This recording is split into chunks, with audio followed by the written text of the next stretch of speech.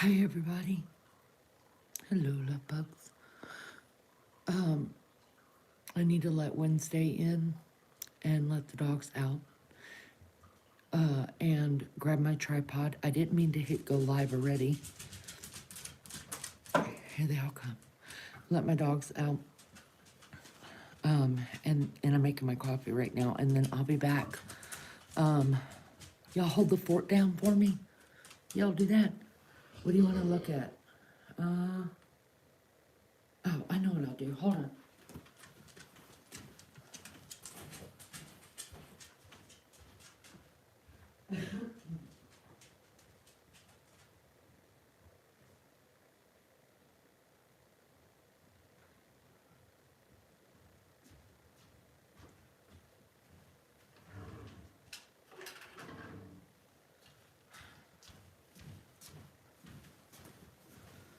All right, let's do this. Hi, Lolly, Mary Jane.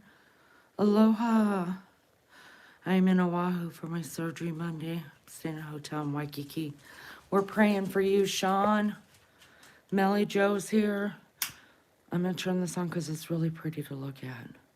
If you don't know what one of these are, it is a German pyramid.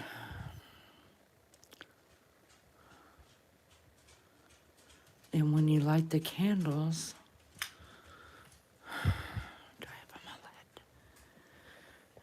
When you light the candles, it just spins and spins and spins.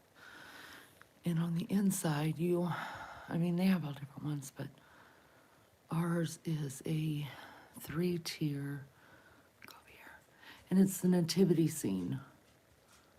And it is authentic from Germany.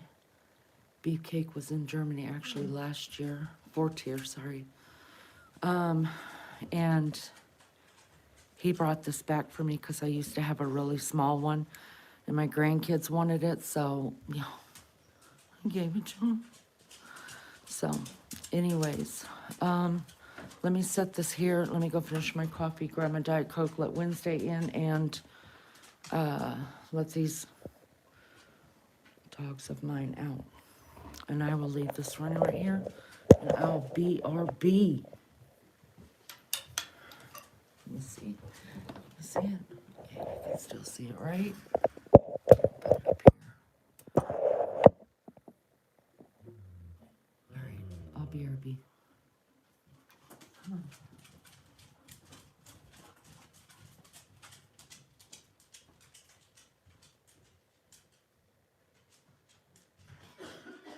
Come on, Wednesday. Go potty, guys.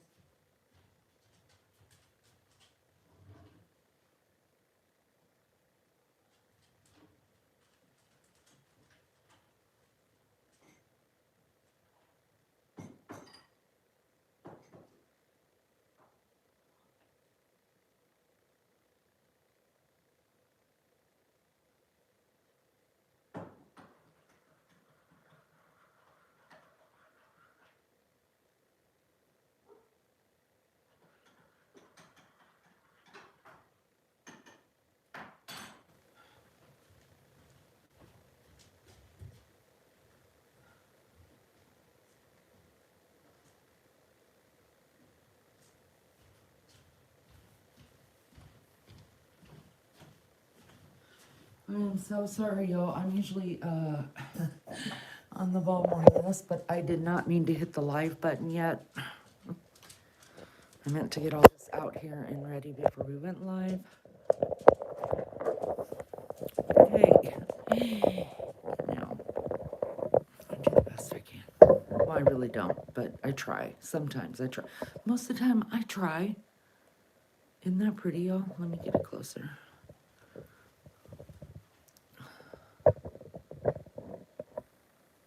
There. All right, BRB.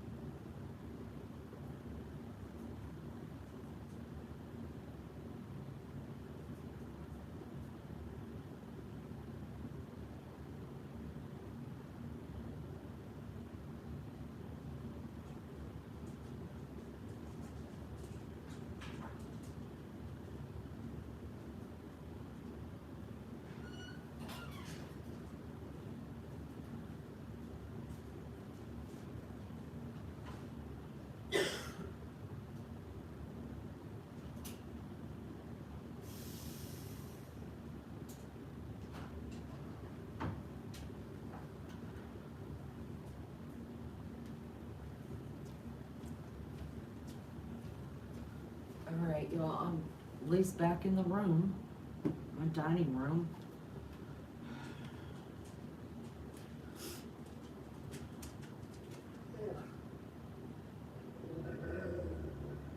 Little girl. Okay.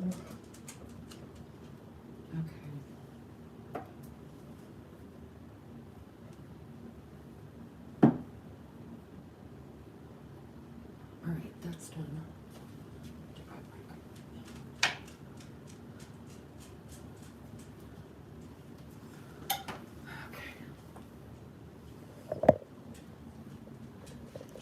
Alright, guys. Listen. Yeah, I got you guys on the iPad because it's easier to read than it is to pay attention to what's going on the phone. Oh, let me turn that down.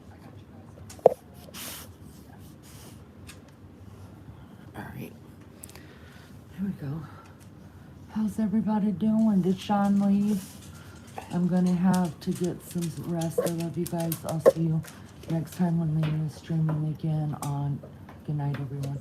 Good night, Sean. We love you. All right. How's everybody doing? Y'all okay? Happy holidays to Ragtop Man. Oh, I like that name. I like it. I dig it. Y'all doing okay? I'm the #1 dad today, y'all.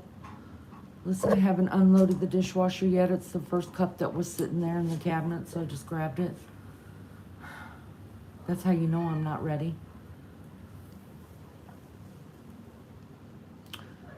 Is anybody left here? Anybody in chat anymore? Speak up now or forever hold your peace. I went to bed at 12 o'clock. Okay, good. Thanks guys, I appreciate it. What? You're okay. You're okay. I went to bed at 12 o'clock and I was really hoping, when I went to bed, I thought, I just want to sleep until 5 o'clock. Just let me sleep. No, it didn't happen. At a.m., 12 o'clock a.m. And there was more stuff I wanted to watch because I was researching some stuff, and there was more stuff I wanted to watch, but I was, well, hello, Wednesday. And I was like, God, please just let me sleep till, I didn't pray. That's probably what it was. I just told myself, look, I want to sleep till 5 a.m. Give me 5 good hours, you know, because this whole 2 hours here, 3 hours there stuff is just, I just can't. But it's what my body's doing right now. I know it's not good rest, but I have to do what, I mean, I can only get what I can get. Hold on, guys. I wanted to show you. Do you hear them? I want to show you. I'm going to show you what they do.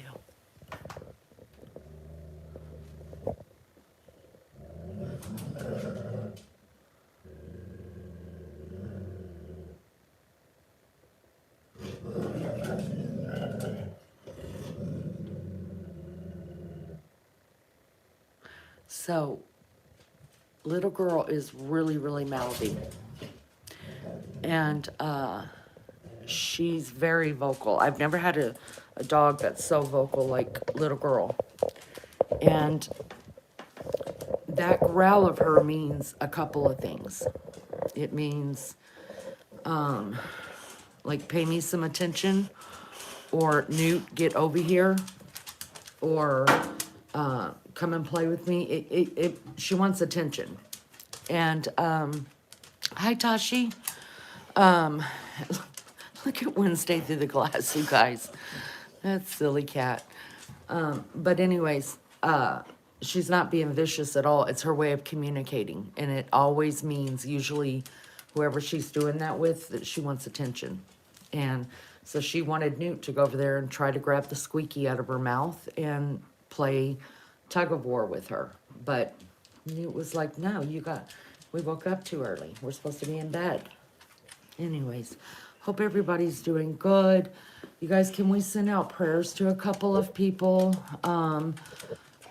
We know Sean's over in Waikiki in the hospital. He's going to be having surgery. Did he say tomorrow and he'll be home on Monday? Or no, he's having surgery on Monday. So he's having hernia surgery on Monday. Then Dot underscore was taken by ambulance this morning to the hospital. And she needs our prayers, y'all. I know Miss Barbara needs our prayers. She's suffering really bad with arthritis. And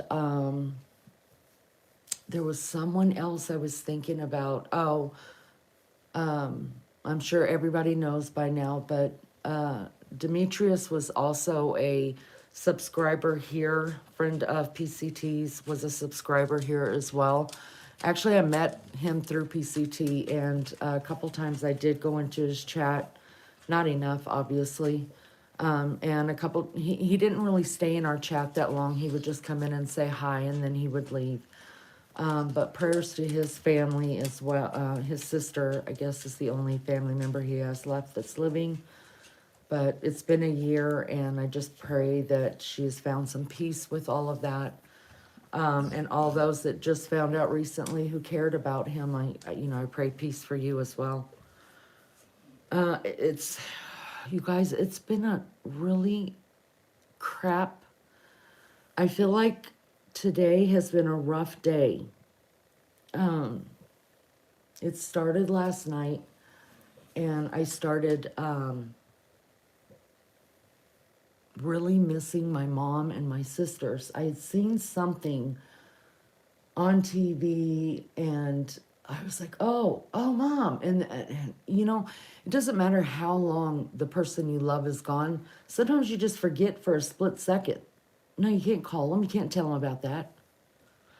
So, it made me really, I try not to stay in the mully grubs about it, because they come like waves. Like 1 minute you're okay, 1 minute you're a mess. And then I remembered that my sister's gone, and her husband's gone, and her ex-husband, and all the tragedy of that year.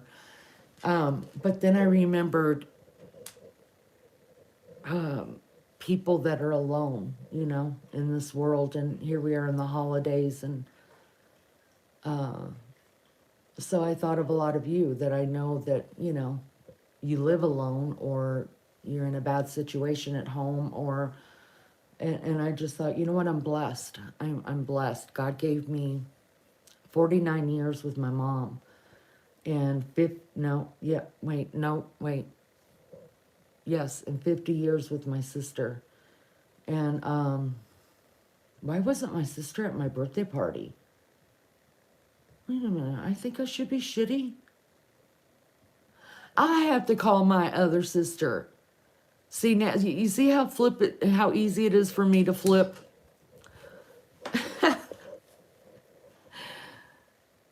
Yeah, because Mom passed in December 27th, my mom passed. I turned 50 the following August. My sister didn't pass until the following March. Where was that bitch for my 50th birthday? The hell? We got stuff to talk about. Anyways. I want to get out of this funk. I want to get out of the funk. And I want to find joy. And then finding out little girl's not pregnant, it's just a joy kill altogether, right? It's just a joy kill.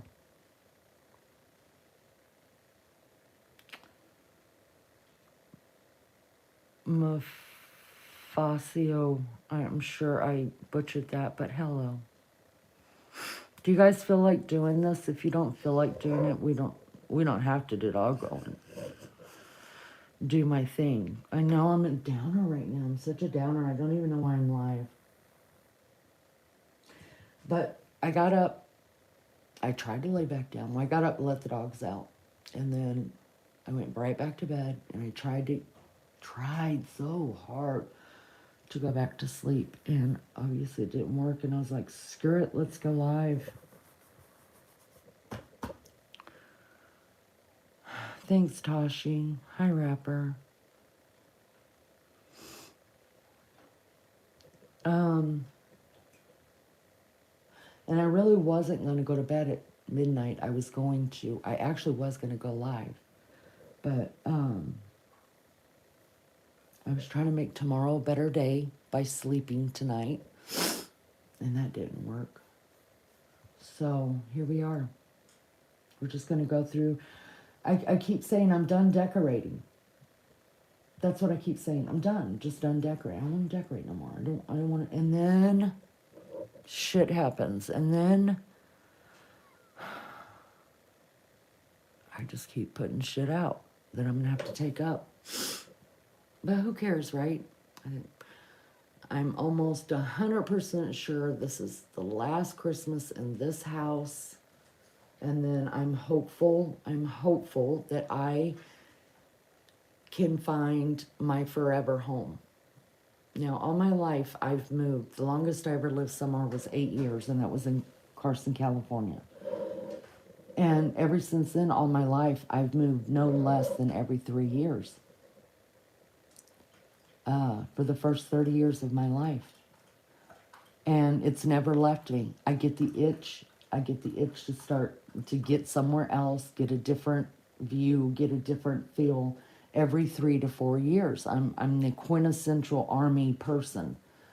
And I don't know that I could ever settle down. And you know, I was thinking, I was watching a Christmas movie, and you know, it's the same Christmas movie, you guys. It's the same thing. Girl gets a job, goes to a small town from a big city. She falls in love with this hunky cowboy, and she quits her job and becomes a cowgirl. But we still watch them. I still watch them.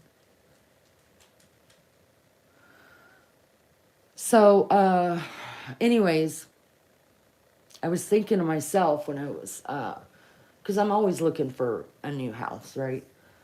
So I was looking through a new house and I thought, man, you know what? I'm really too old to have that kind of life that I ended up giving my youngest child, that he didn't want.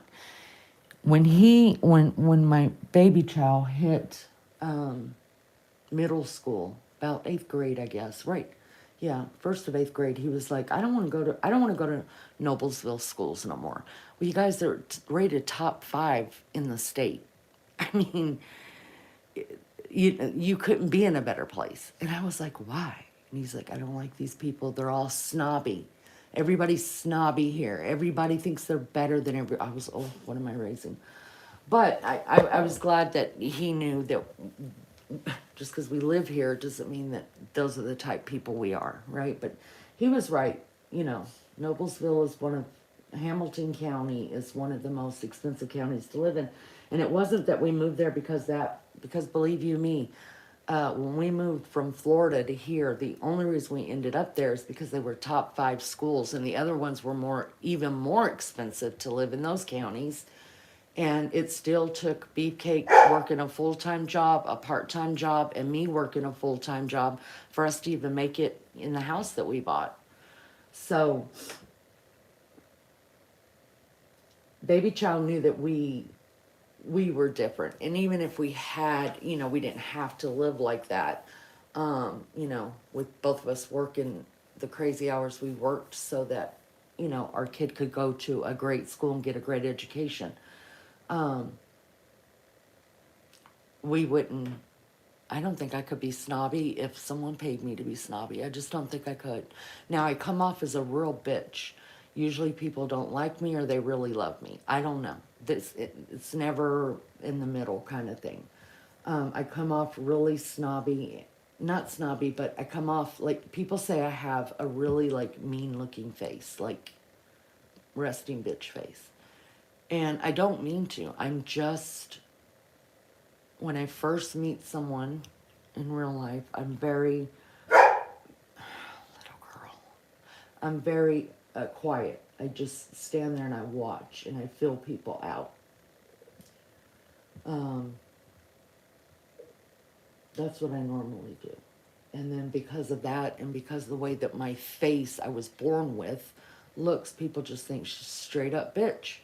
And sometimes I can be. And sometimes people I meet, I end up staying a straight up bitch too, because I just don't like them. And I can't be fake. And I'm not going to be. Gosh. Anyways, I don't even know why I told you guys that. See, I lost my train of thought. I don't know where it came from. I don't know where it came from.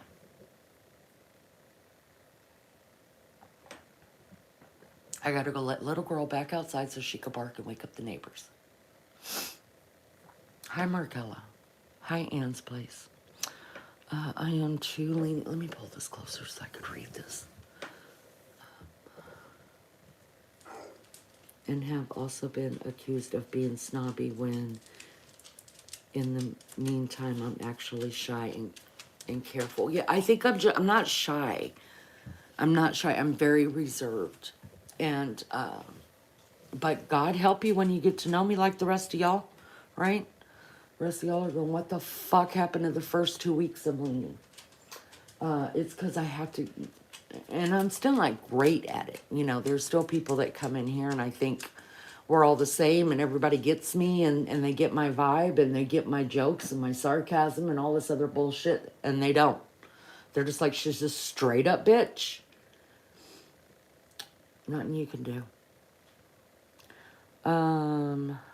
Reserved, yes, that's the word I meant. Yeah. Yeah. It doesn't take me long. And I'm usually end up being way too trusting.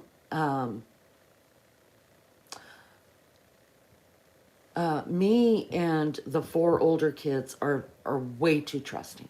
Way, way, way, way, way too trusting. And the baby child and his dad, y'all, if you have won them over, they really, really like you.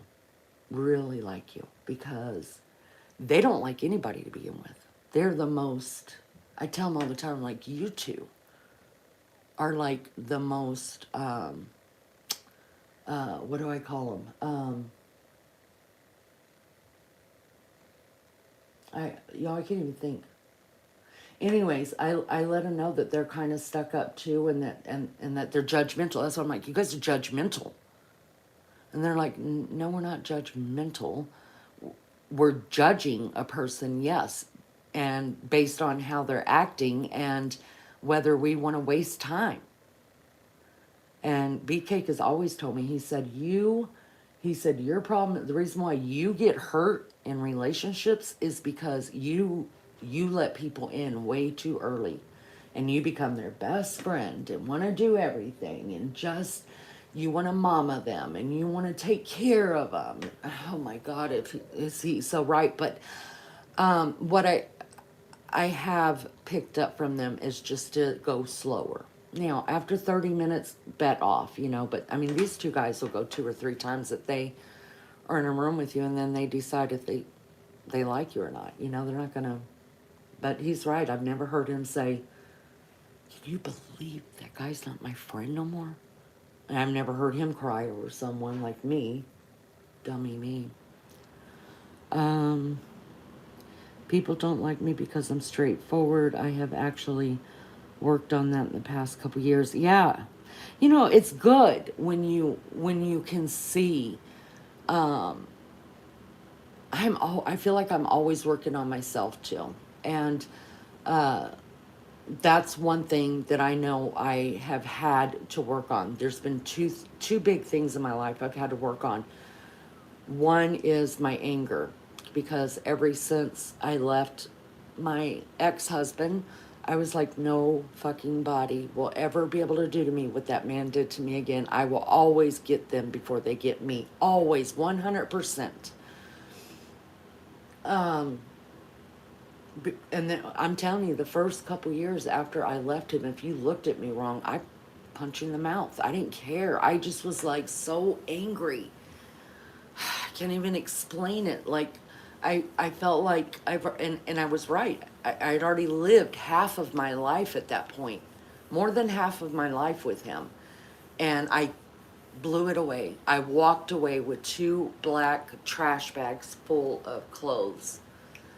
And 17 years of a marriage stayed right there in that house. Everything I owned. I took my kids' baby books because by God, they were mine. I wrote in them.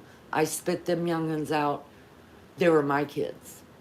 And I took some of the pictures and everything else. I didn't take nothing. I took zero from that house. I'm exactly like my mom when my mom has left her husband's, she'll walk out with shit. She'll just pack a suitcase and say, deuces, I'm out, bitches.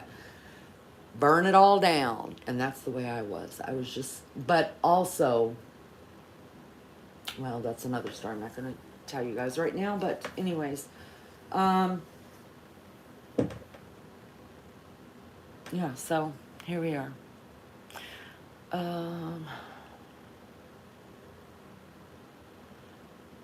We're more alike than I would have guessed, Lenny. Well, birds of a feather flock together, that's for sure. And like Tashi told me the other night, people find their tribes. It might take them a while, but they find them, and that's right. That's completely right. You find your people, and when you do,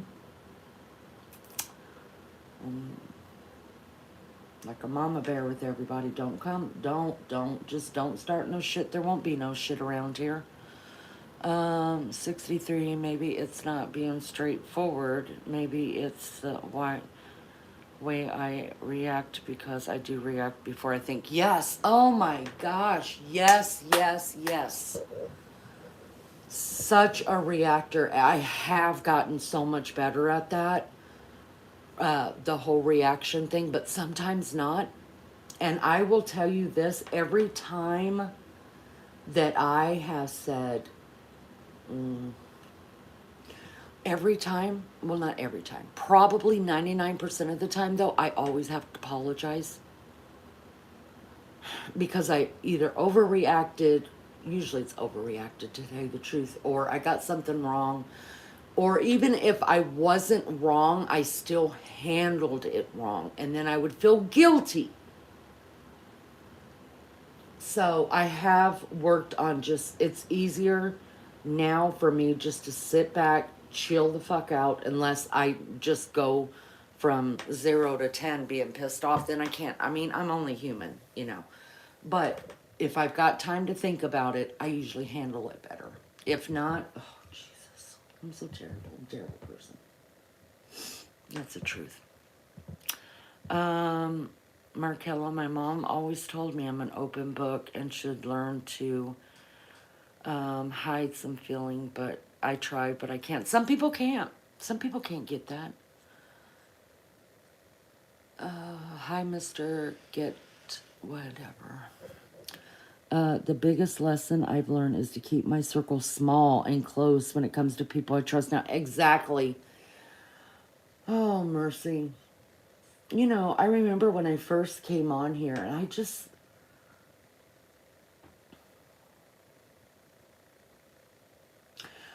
thought if you give people a different atmosphere, then this is what I think. Almost everybody, if not everybody, has some good in them. I believe that. I really, really do. And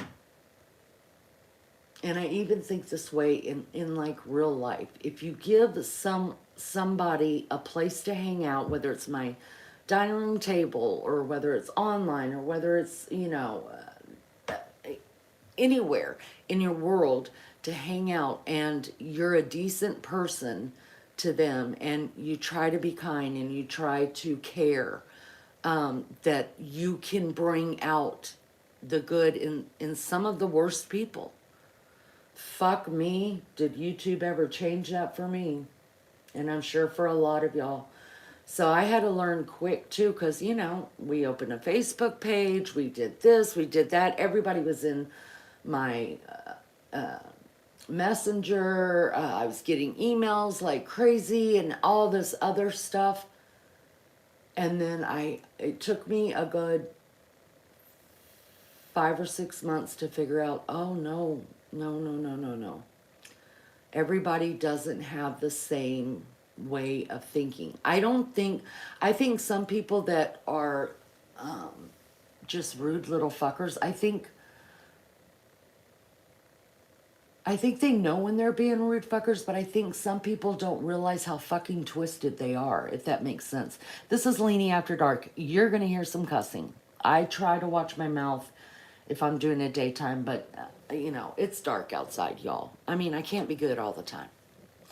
But anyways, I don't know, I had so much... think I just figured that everybody on the internet was like me. They just wanted a place to go, a place to laugh, a place to escape from real life, a place just to be real, talk about things and not be judged about it.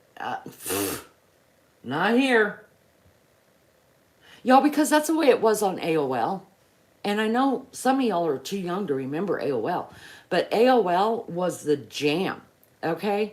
Because we didn't have to worry about getting kidnapped. We didn't have to worry about someone coming to our house and doxing us. We didn't have to worry about people knowing our name or our address or our phone number. Oh, no, no, no, no, no. We were getting together for AOL parties. Oh, my God, they were so fun. And, yeah, it was people sleeping with people, and, you know, they'd hook up online, and then they'd meet. And because we always met at a hotel, right? We would rent a hotel out, and then we would stay there at the bar and eat there and drink there and party there, and everybody in and out of everybody's room. And some people had spades going over here. Some people had strip poker going over there. It was a great time. And y'all, there was no cutthroat. And the people that just, for whatever reason, didn't like each other, they still went to the same party. They just hung out in different rooms. And there was, as far as I was, in my part of that AOL, because I hung out with, in the Georgia chat rooms. But my part of AOL, nobody was backbiting. I liked everybody. You know what I mean? I'm sure there were backbiters that have probably been on there longer than I was. And maybe there were people that had more. I knew the people that had problems, but they were adults. They were just like, fuck you. Even when they got drunk, like everybody just stayed. Because we had them at least 4 times a year where we all got together. We'd go to the beach. Everybody get together down at the beach. Which was better for me because I lived by the beach. I didn't have to drive into Georgia to find these people. But I guess that's just what I thought everything was. And what I've come to find out, and I haven't been on a lot of platforms. I mean, let's just be real, you know.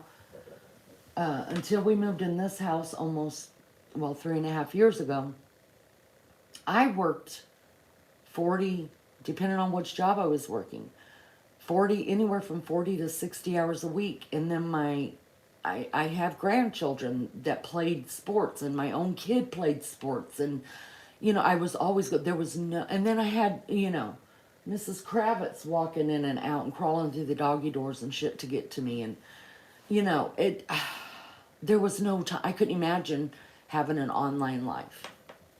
Then when we moved out here, I got depressed because, like, now we're empty nesters. Bonus child had already moved out too. He was doing his thing. And y'all, I was just like, what the fuck am I supposed to do? I've been doing this since I was 14 years old. I'm 52. What the hell do people do with their life? There was no way I could go to work, y'all. I was a messed up creature.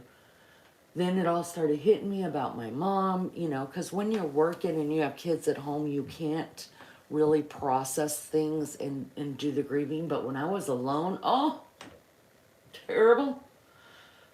But I think I have come to the point now where wherever we move to, I'm going to get a part-time job because I cannot mentally keep doing this.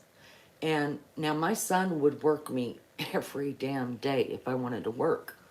But I don't want to work every day. You know what I mean? God, how selfish does that sound? How princess does that sound, people? Oh my gosh. Lizzo, hello. Was this back when the internet was invented? Mary Jane Doe. You can get a whooping. Y'all, that's how I met my husband. Most of y'all know that, though. Ann's place. Yeah, you know what my last so-called best friend did to me, Leanie? I have no inclination of having another best friend ever again. Yeah, girl, you've got a story. You've got a story. Oh, well, I mean, I didn't find out my best friend the way you did, but my best friend ended up marrying my ex-husband. That lasted for about 7 years. Um, I used to hang in the MSN chat rooms. Never even heard of that. Never. Hi T6 Tools. Hello. We have that same storage container. Is it full of, I just got these last year, and it's because I got a lot of,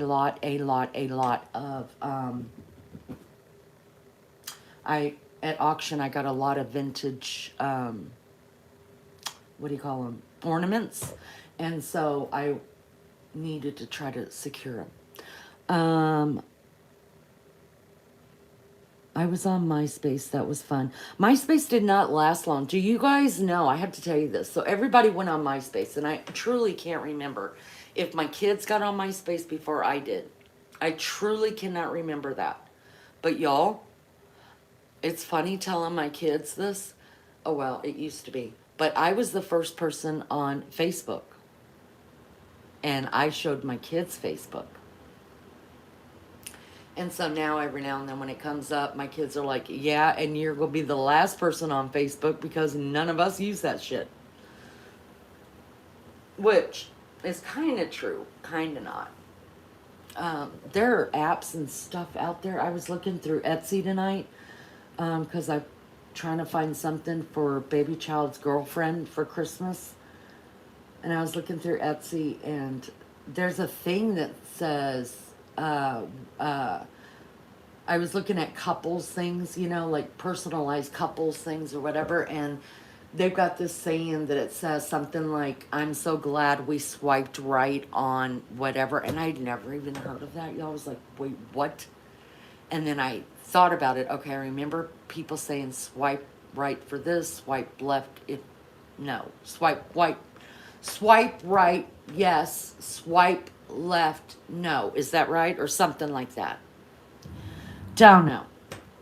But the app that's on there, I've never even heard of it. I was like, oh my God, there's so many on there.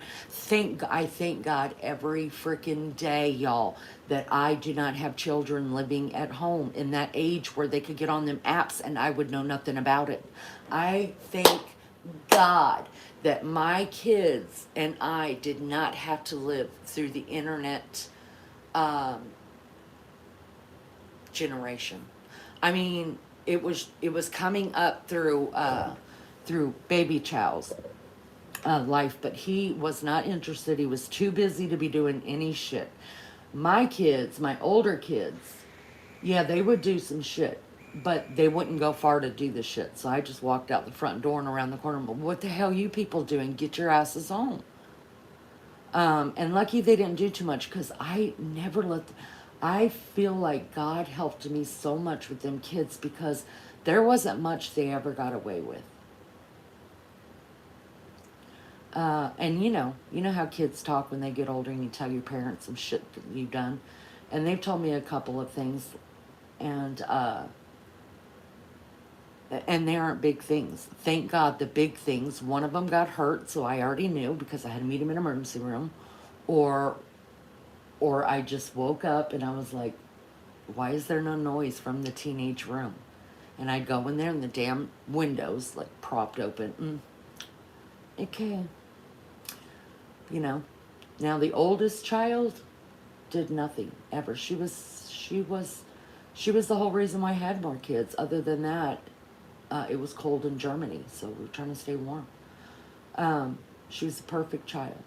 And then came her sister, and that child tested every nerve in my body.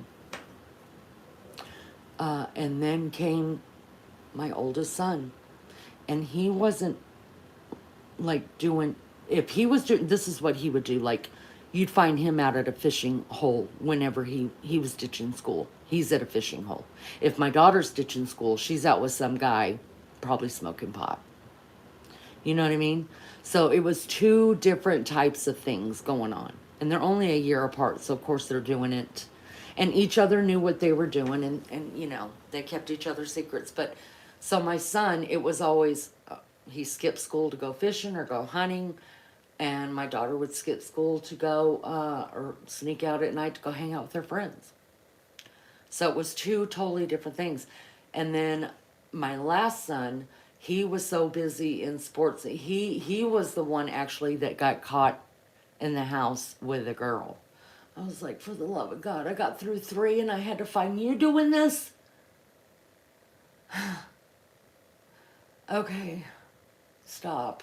Get out. Go away. Because I always told my kids, he was a senior in high school, and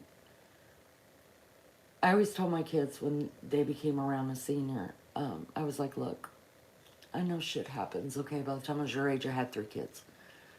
I know shit happens, but I'm telling you right now, if you ever need anything, let me or your dad know, okay?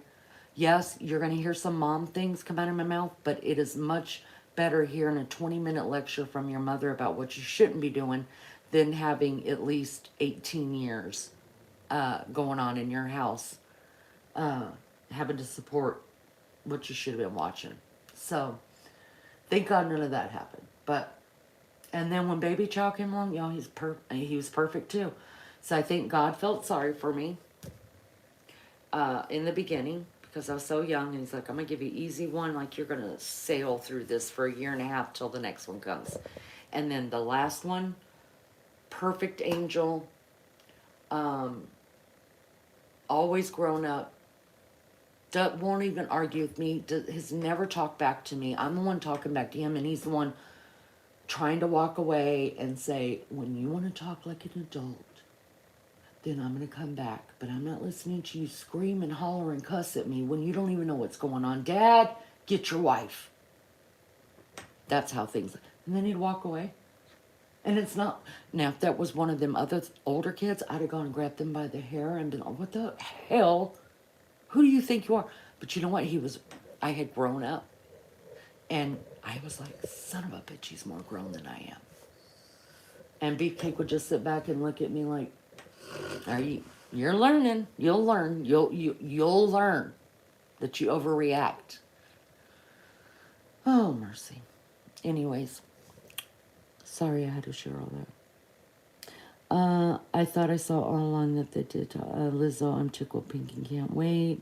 Sorry I missed that chat. I think that should be done everywhere. Sean X! Hello, sweetheart. How are you? It's so good to see you. Happy holidays. Ann says we're going sometime at the end of January, beginning of February. It's going to be a long wait from now on.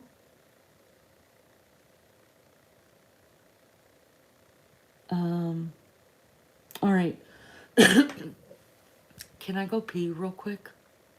I don't have any music to play with y'all, so let everybody know that the rapture did not happen, please. That I am on YouTube Live. I'm not on StreamYard, so I can't play my music. And I will BRB. I'm going to pee really quick. And if you hear little girls in there growling, she needs me to go let her outside. Shoot, my grandma didn't put up with that. She had 14 grandsons and a granddaughter. She had nut shots for any of us boys who was going to be out of line.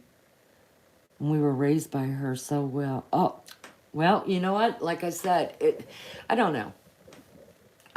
What I did learn through having kids so far stretched out, because mind you, by the time my baby was born, my oldest child was 18. So there's such a huge age gap in the 4 older ones versus the baby. And I learned with baby child that every child cannot You don't discipline every child the same way. Just like every child doesn't do the same things and they don't have the same personalities and they don't have the same problems, you you don't have to just like, I think I've popped baby Chow one time on the thigh when he did something. And then I realized, like, after that, I think the next time he really got in trouble from me is when he was in grade school. And I would just call his dad. I'd be like, I'd call my husband by his real name, get in here and get your kid, or else I'm going to get your kid. And all he had to say was his name. That was it. And he'd straighten right up. And his dad's never laid a finger on him, never argued, fussed, cussed, nothing with them. Nothing. And then there's me when I just think that, you know, like when he wanted to leave Noblesville schools, I'm like, what the hell's wrong with you? You're not leaving Noblesville schools. They're the best schools in the country. Blah, blah, blah, blah, blah, blah, blah. And, you know, just foaming at the mouth. And he's like, Mom. And of course, if I think he's not understanding me or agreeing with me, my tone gets louder. I cuss more. And I just want to pull my hair out because why can't you understand me? And he says, it's not that I don't understand you. I just don't agree with you. But you do not want to listen because you're busy telling me for the 39th time in a different language and in a different way the exact same thing you said to me the first time. I'm just trying to process, Mom. And you're overreacting. And he was right. It's almost like getting slapped in the face, like with adulthood and with like real talk, right? Like, my God, the little brat is right. And he's still like that. He is not going to argue with anybody. Nobody. He just doesn't do it. He doesn't do it. And, but I also remember sometimes, like when he was a little kid, if I'd be yelling at his dad, because his dad's kind of the, like his dad and I, we'll talk things through, but if I get loud, I see it in his eyes. Check out, I've checked out, go ahead, you know, talk all you want, I'll stare at you, but I'm not listening to you anymore. And my baby would come in there and he'd say, Mom, can you guys just calm it down for a little while? If not, I'm going to go for a walk and I'm going to go shoot some hoops and whatever. So I used to try to calm it down because I never wanted him to feel like he had to leave. And then I remember one time I got real mad at my husband about something. I was just losing my shit. I think I threw a cup up against the fireplace, shattered it. And here comes Baby Chow. He's like, the minute I get my driver's license, I just want you to know, when you two want to act like this, which it wasn't, he was just being nice to me by saying that because his dad doesn't do stuff like that. He's all calm and shit. When you two want to start acting right and acting like adults, then I'll come home. Y'all, he wasn't kidding. Every time Mama came home and shit was hitting the fan, out the door he went. I'm going to shoot hoops. I'll be back. Let me know.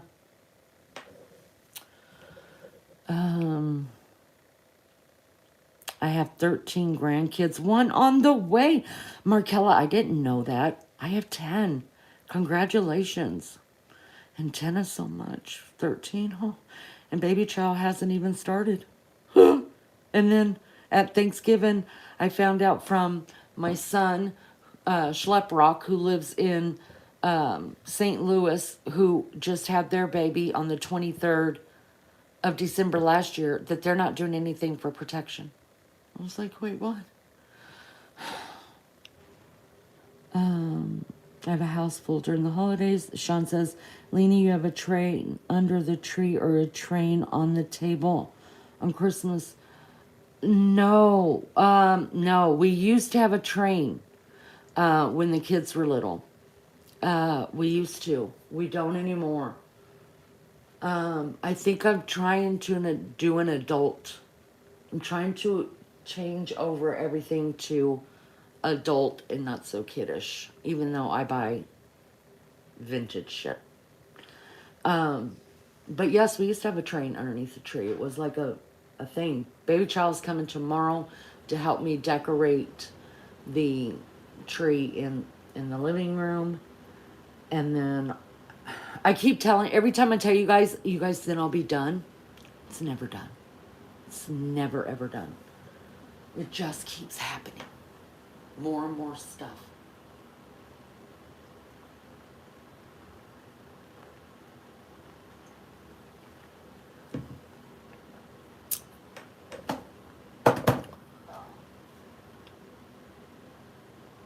Holden. Hello. Oh, there's Bubba. Look, y'all, Bubba's here. I know, Wednesday. Bubba's here. Wednesday. Yeah, say hi to Bubba. Wednesday. Hey, I'm talking to you. Say hi to Bubba. Look, there's Bubba. Oh, you want to say hi to Bubba? Here. Here. Oh. Here. Hold on. Hold on. Hold on. I hear you, Wednesday. Say hi to Bubba. Here. Oh, here comes Newt. Newt, say hi to Bubba. Bye, Wednesday. Say hi, Bubba. They love you.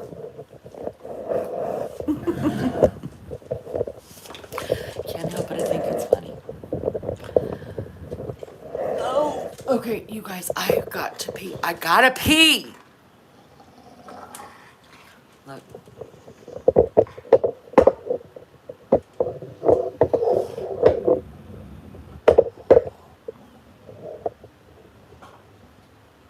Oh, you gave it to her. Usually that will go on for 15 or 20 minutes where they're both just growling at each other, and whoever growls the loudest gets the toy. That's how that happens here. All right, you guys, I will BRB, and then I promise we're going to get right back to, or we're going to get right into, I'm going to quit telling y'all stories, and we're going to get right into vintage. Anybody remember one of those? That's your first hashtag. Bye, Ann's Place. Good to see you. You guys, these old books, I showed them to people that were around last year. I got these from auction, I think, a couple years ago. Anyways, they have the felt on the Santa and the beard. Oh! Let me see when this was made. Hold on. See, and the insides look like this. And I just leave them on the table because I think they're damn cute. I remember them. My mom reading from them. They don't smell like old paper. Well, let me see. You guys, these don't have. You know how on the beginning of a book at the or the end of the book. Oh wait. Okay, so this says this was by Fine Books for Children, the Merrill Company Publishers. But it wait, it does have a year. Hold on. Oh, I can't read that shit. Oh, that's just his name, George something. Where's the... Why don't I have a date?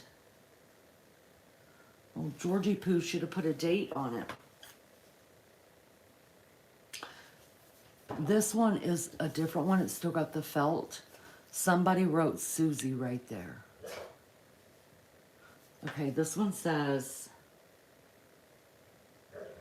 Whitman Publishing Company, Racine, Wisconsin. Oh, this says authorized edition. What is that? What the hell does that mean? Authorized edition. Oh, wait, there's another one. Copyright 1951, y'all. By Robert L. May. 1951. You guys, it's almost in a mint condition.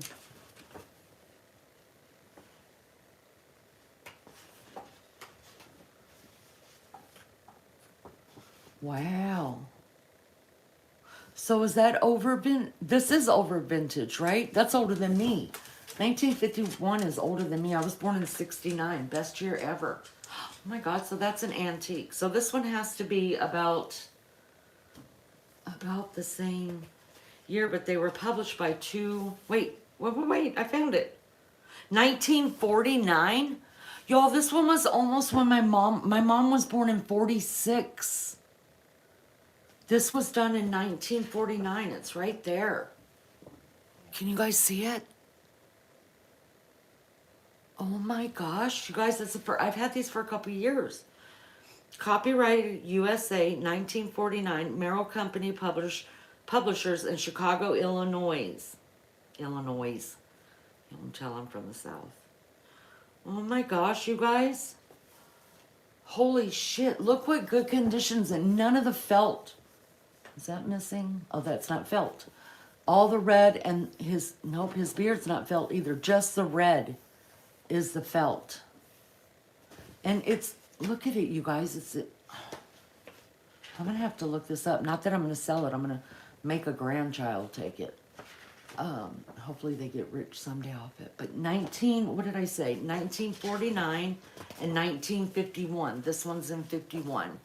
And the felt is on just the red part too. That is freaking amazing. Y'all, I love little Elvis. Look, it's our Maggie. It's our Maggie. Your mom is 49. Your mama's young. Check out its value at the pawn shop. I should.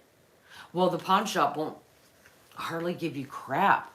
I mean, I could go and sell my rings and they'll give you a couple hundred, and then if you don't pick it up, then they turn around and sell it for really good money. Because my t-shirt was XL and not a medium anymore. Aww.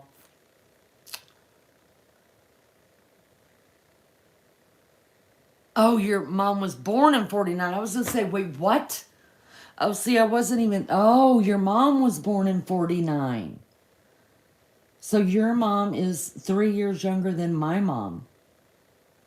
Y'all, I'm not thinking correctly. I'm just not. I mean, I don't know. Will these make this even more special to me, you guys? I had no idea. Can't wait to show Beefcake. He probably don't even know. Yo, listen, when I go to auctions or I go to thrift stores or anything like that, y'all, listen. A Blondie here is not, I will be paying thrift prices, okay? I'm not paying, antique prices. So when I look for antiques, now you can find them in the thrift store, but when I do like all of these ornaments just about are from auction because they're antiques. They're over 50 years old. You can find some antiques in the thrift stores, but auctions, I couldn't tell you. We've had this for a couple years. I couldn't tell you how much that cost, but I guarantee you it wasn't much. But last year I showed most of these ornaments, I think, and I think we only paid like $5 for them, and they're from the 50s and 60s, you guys. Crazy. Hi, Wild Angel. All right, listen, I'm going to pee and warm up my coffee. Today, I am the #1 dad. Y'all, I've had to be the dad before. Okay, I didn't like it at all. I'm going to burn out the candles over there. So, can you believe how fast those candles went down on that, y'all? I cannot wait to do the house tour with you guys because I love it. But I'm gonna blow out them candles really quick and get me some coffee, and I gotta pee. All right? If Maggie's in the bushes, Maggie, you better come out. I ain't talked to Maggie in over 24 hours. Okay. That chair is not good for the back. I'm just letting you guys know. Ow, ow, ow. Dot here? Hi, Dot. Oh my gosh, y'all.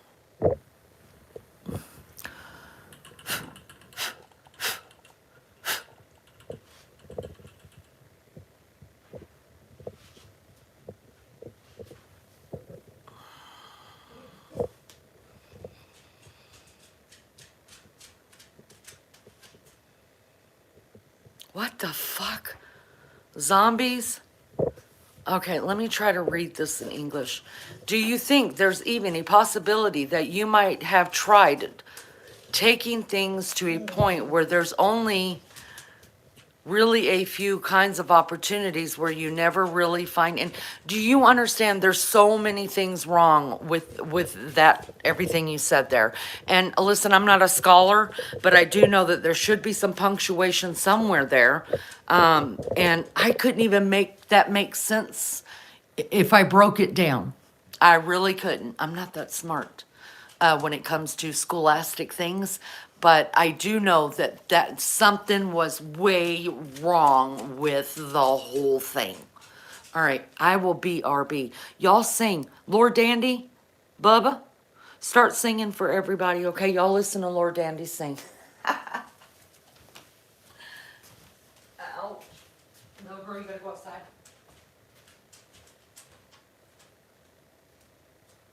Let's go.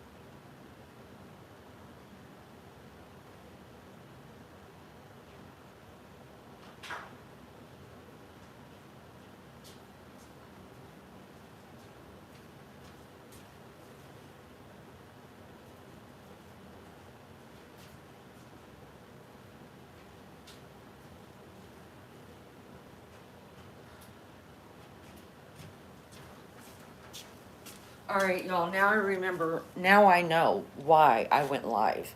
Because I'm not in a crappy mood anymore. I'm not sad anymore. So thank you for that.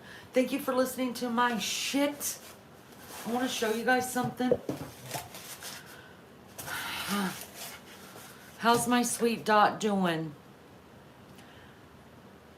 Nope, we're fixing to show him. We're going to get on it right now. Everybody's just been listening to me bitch and complain.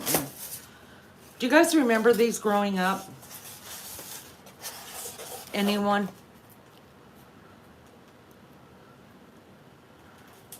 They are little angels. The company used to be called Home Interiors. And I think now they call it Home Co. My mom, when I was a little girl, it's still got the thing on the bottom. My mom when I was a little girl, she decorated, she went through this home interior phase. I know like a lot of y'all. And so a lot of our stuff was home interiors because she got it on sale because she was selling it. Any hoot and a holler. I'm not going to take them all out. But you guys know me and my daughters exchange just becauses through the year.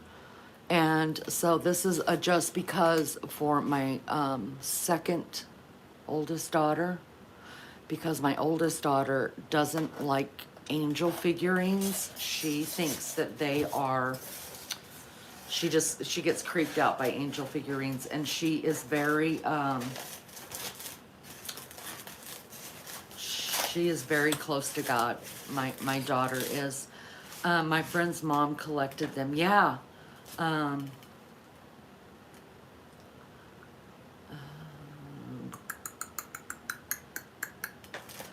I don't remember, this obviously was at auction because it has the thing on it, but I don't remember how, they don't put price tags on them, obviously, but I guarantee you it wasn't nothing but a couple of dollars. And then so I also give just because it's not to my two daughters, to my oldest daughter, see, you guys have met her. I do just because with her, she's the only granddaughter I do it with because she is an only child, so she's not going to have siblings to do it with. Or maybe she can do it with her mom later, but I always include her because, you know, she doesn't have siblings to give gifts back and forth to and stuff. So we always include her in this too. She's 13, and her mom collects snowmen, and she loves them. Y'all, look at this. Brand new, still in the box. It's a wax warmer because her mom doesn't, unless her mom's upstairs with her, she doesn't let her do candles yet. This is a wax warmer though. Brand new, still in the box. I bought it for Goodwill at $4.99.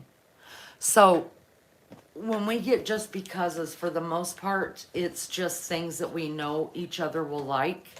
And, but we don't pay a lot of money for them. But I got this back in the spring, guys, in the spring, and I've been holding on to it since then. All right, let's get into some ornaments that maybe you guys will remember. Most of these you guys came from auction sites too, and we've been on the auction before. You guys know all about the auction that I go through. Tashi says, I get creeped out by angel figurines too, that and cherubs. Yeah, she's very, I mean, she is so close to God. I'm not kidding you. I wish that I had the walk with God that she does. And, but she just angels, anything with the angel on it, she's just like, no, negative, no, I don't want it. So,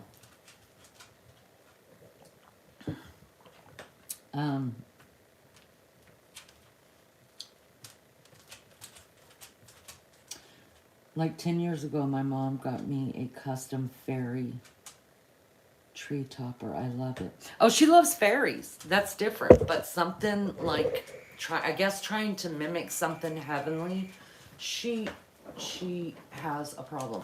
I have to tell y'all something. Let me just break this down really, really quick, okay? I thank God this year for my husband's help with decorating. Usually he puts the lights on the tree for me. He does all the lights outside. He does, like, if I need if I need help just putting something up, he'll help me. But I've always done all the decorating, right? My kids have always helped me decorate the main tree. And my kids all grew up with a tree in their bedroom as well. You know, and I asked Baby Child if he wants me to get him a tree for his senior house that he's living in. He's like, no, we're going to cut one down. We're fine. Hurt my feelings, but I didn't tell him. Anyways, so I would even decorate their trees for them in their bedrooms. Like if they leave for school, they come home, their room's all decorated, right? Like I have a problem with decorating. And so beefcake, y'all. I don't know what it was about this year. I think maybe it was, the only thing I can think that it has anything to do with why he's so weird about this Christmas is he lost his stepdad this year, right, to cancer.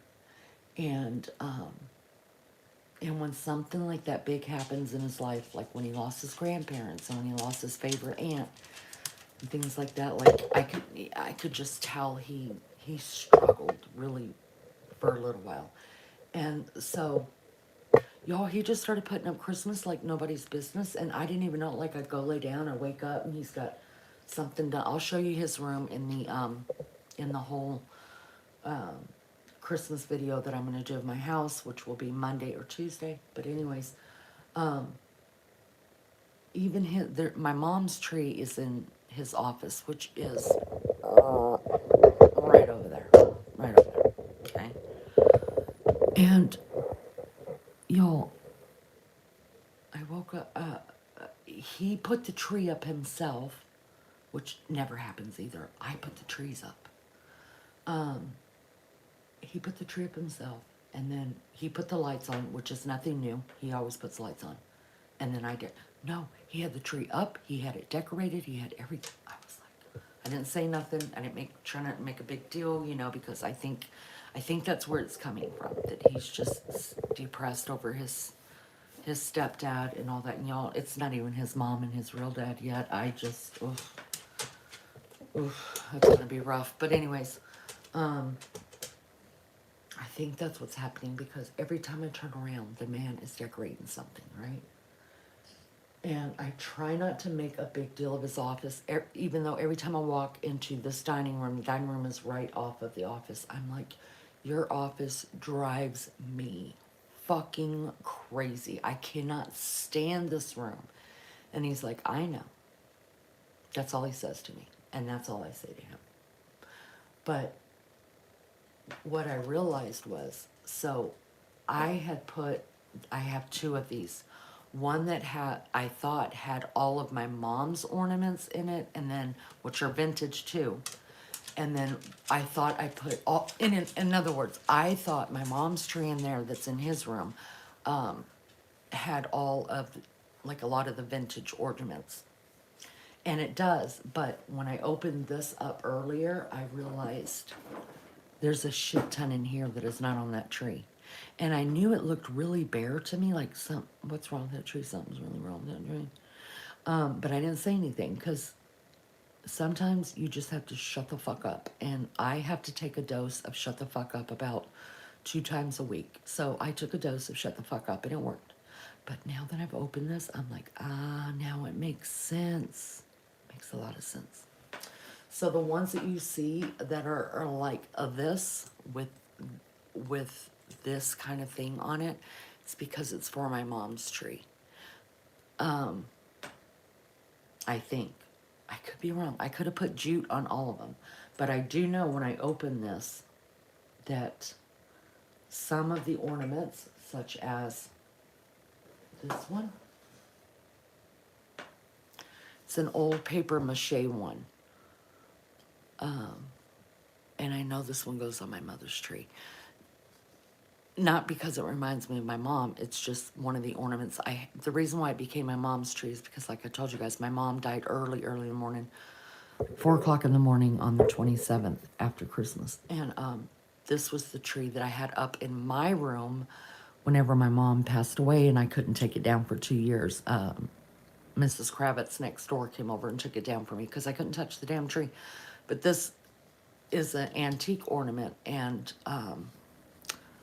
and so all the ornaments that were on that tree when my mom passed always get put back on that tree, and then I have bought some here and there for the tree. And which reminds me, I need to go get Bob I need to get Beefcake an ornament for Bob. Remind me to do that. Anyways, a lot of these are shiny brights. I'm sure you guys remember those. They were the shit back in the day. Some of these are in pretty bad condition. This is not a color I ever would have picked, but I absolutely remember when these colors came out. This one's got a Santa on it, and the hat has got the glitters on it. So I have a lot of different bulbs. I remember these ones. Do you guys remember these? This is what I couldn't understand about these bulbs. Do you guys remember these kind growing up? Can you see it? Why did they paint the paint upside down? Do you see what I'm talking? Let me pull it away. Do you see what I'm talking about?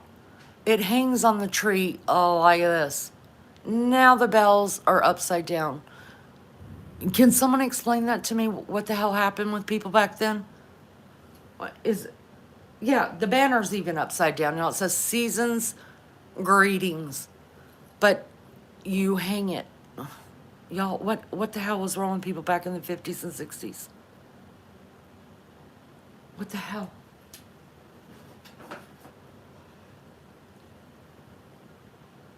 These are just more, y'all, these are not as shiny and bright as they used to be, but I love them. I'm telling you, I just love the colors through them. And these are the original thingamabobs still on top of them. Y'all, I hate tree hooks. I wanted to see what was inside that hole. I hate tree hooks. I use them, but I absolutely don't like them. So when I do like vintage trees or whatever, I just either use ribbon or I use jute to hang them up. I'm not gonna open up all of them, you guys. I don't, what the hell does this mean? But I mean, it's cute, right? Well, let's just face it, not everything that's vintage or whatever is cute. This just has a bunch of O's on it. Oh. Let's see. Okay, my favorites. Here we go, here we go, here we go. Just gonna tell you the story.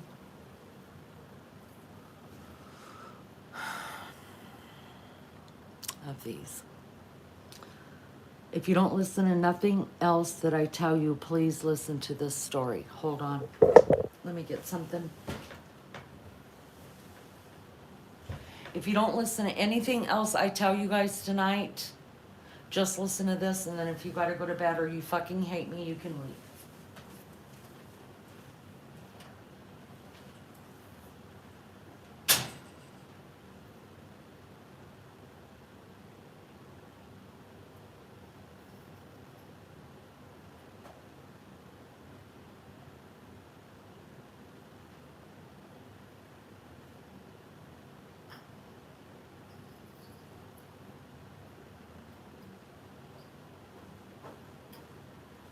All right, y'all.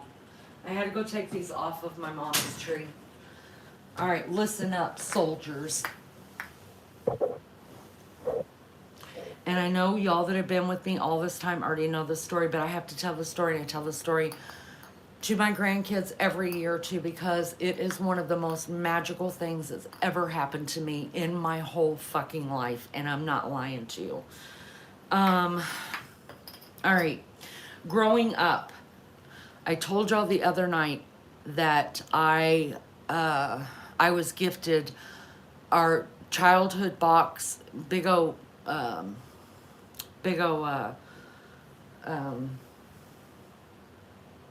just lost my train of thought again.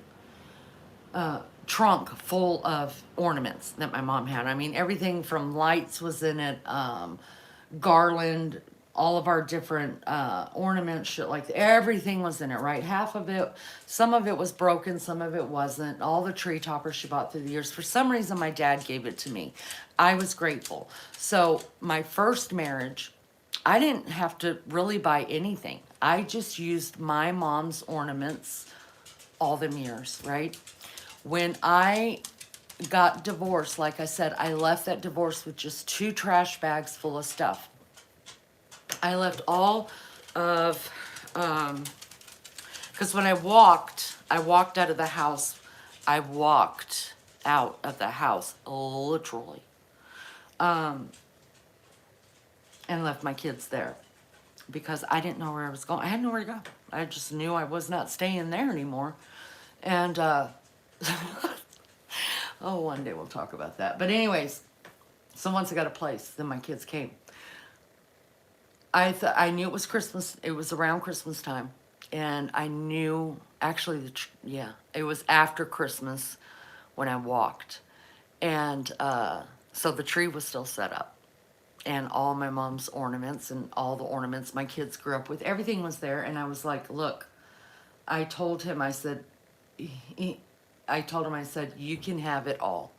I was like, but whatever belongs to my kids belongs to my kids. Whatever is mine that you deem that is mine in this house, it belongs to my children. It doesn't belong to you. And so everything else, do what the hell you want to with it, right? So he agreed. Ended up marrying my best friend. Not even a year later. And of course, what she didn't like, my best friend of like 13 years or something. I mean, best friend of 13 years. We're always together. Except for the split when I went to Germany for three years that time. But we still, anyway, it's just retarded. Anyhow, so after she marries him, then all of a sudden I became a threat, even though I couldn't stand the man and I didn't care. I didn't care. In fact, she asked me if I knew that they were seeing each other. I didn't care. You guys could care less. In fact, I thought, you know what? My kids have known her for nearly all their lives. So this could be a really good thing, right? Then my kids wouldn't feel so awkward, you know, because I knew. I knew what was going on. And so so anyways, she asked me if I would meet her for drinks. I was like, yeah, I'll meet you for drinks. So I met her at a bar, and she proceeded to tell me how much she cared about him. Mind you, she also was the one that was like, Leanie, you need to leave him, and you're going to be okay. You're going to make it. Anyways, another story. So she ends up marrying, blah, blah, blah, blah. And they were together for 7 years, and then blah, blah, blah. And she got rid of most everything of mine in the house. And my kids, when they were with their dad, they weren't allowed to talk about me in the house. Okay, that's a whole nother story, too. So I left all my Christmas stuff there. There was a set of bulbs that I could never, ever get rid of. Tradition in my house was... on Thanksgiving, my mom would start cooking the night before. The turkey stayed in the oven on 200 for like 12 hours. We ate every Thanksgiving meal about 2 o'clock in the afternoon, always. Then my dad got the big trunk out of the attic and the Christmas tree that we grew up with. And us 4 kids would put that tree together, decorate that damn tree, and then at night we would that was the night that the Christmas specials would start, right? This was before cable and all that, y'all. I'm aging myself. And so it was a big deal in our family, and our family didn't get to do much like that, but my mom was very much a traditionalist, and I guess that's where I get it from. And it was the only time of year, honest to God, that we got to eat pie in the damn living room, all right? Because my dad, he didn't put up with that shit. We ate at the table every night together. But we got to eat, you know, like a piece of pumpkin pie or something in the living room watching Frosty the Snowman or whatever. So my oldest sister, Dawn, not the one that passed away, that's Debbie. Dawn always put the lights on. For as long as I can remember, even her being a little girl, I remember her putting lights on. But it was only one strand of the big bulbs. It couldn't have been that difficult, right? So after that was over, then we could all go and start putting ornaments on the tree. This is God's honest truth. This ornament right here, which to you is probably the ugliest thing you ever saw in your whole freaking life. It's a shiny, bright ornament. And I don't know when my mother bought them. This is the very first ornament, not this particular one, but the one that looks like this ornament that I put on every year. The very first thing that I look for in that damn box, right? First, it was my favorite color, and I just thought with all the sparkle, a lot of the sparkles come off of this one. The sparkle was beautiful, and it was green. And every year, I'm not lying to you, I'm not exaggerating. This is the ornament that I put on first.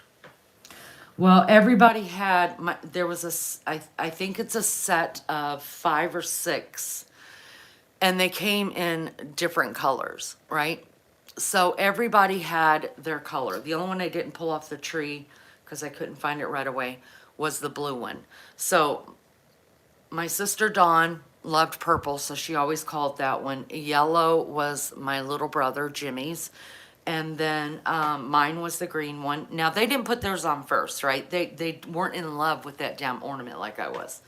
And then my sister Debbie, who passed away, hers was blue, but hers is on the tree somewhere. The tree's lit up, it's too hard to see. But it looked like this color, blue, okay? And this is part of the story. But anyways, when after I had moved to Oklahoma, I had come back to Georgia, and he was already married, and she knew I was coming, and so I had to stop to pick up something, and he asked me, it was the first time I'd seen him in a couple years, and I had already had baby Chow, he was a newborn, and I didn't go in their house, nothing, and he said, hey, do you mind looking through our Christmas tote real quick and see if there's anything in it that you want? Love you, line will be good. I pick certain different decorations every year. Yeah, thank you. I got rid of all the Christmas decor. I can't stand looking at the same crap every year. I'm a traditionalist. But anyways, and I was like, actually, that would be a great idea because there is one ornament in there. Out of everything else, you can keep it all. I was like, but there is the ornament that I want that I've had since I was a kid. And it was the green one, right? It's this one. Y'all, I went looking through it. It was nowhere to be found. In fact, there was hardly any ornaments. Not the ones that my kids made. You know how kids make ornaments all through the years, right? Not the ones that my kids made. I mean, it just was crap what was in there. I couldn't believe it. I was like, the ornament's not in here. And he knew which one I was talking about. Because even after I married him, I still put that damn ornament on the tree first every year. I had to. He knew which one. He's like, let me look. And so he was really nice to me. He said, let me go. He said, I'll go in the attic and pull down our Christmas decorations and I'll look real quick. So I waited out there for about 30 minutes and he finally came out and he said, I can't find it. I'll have to ask Sherry.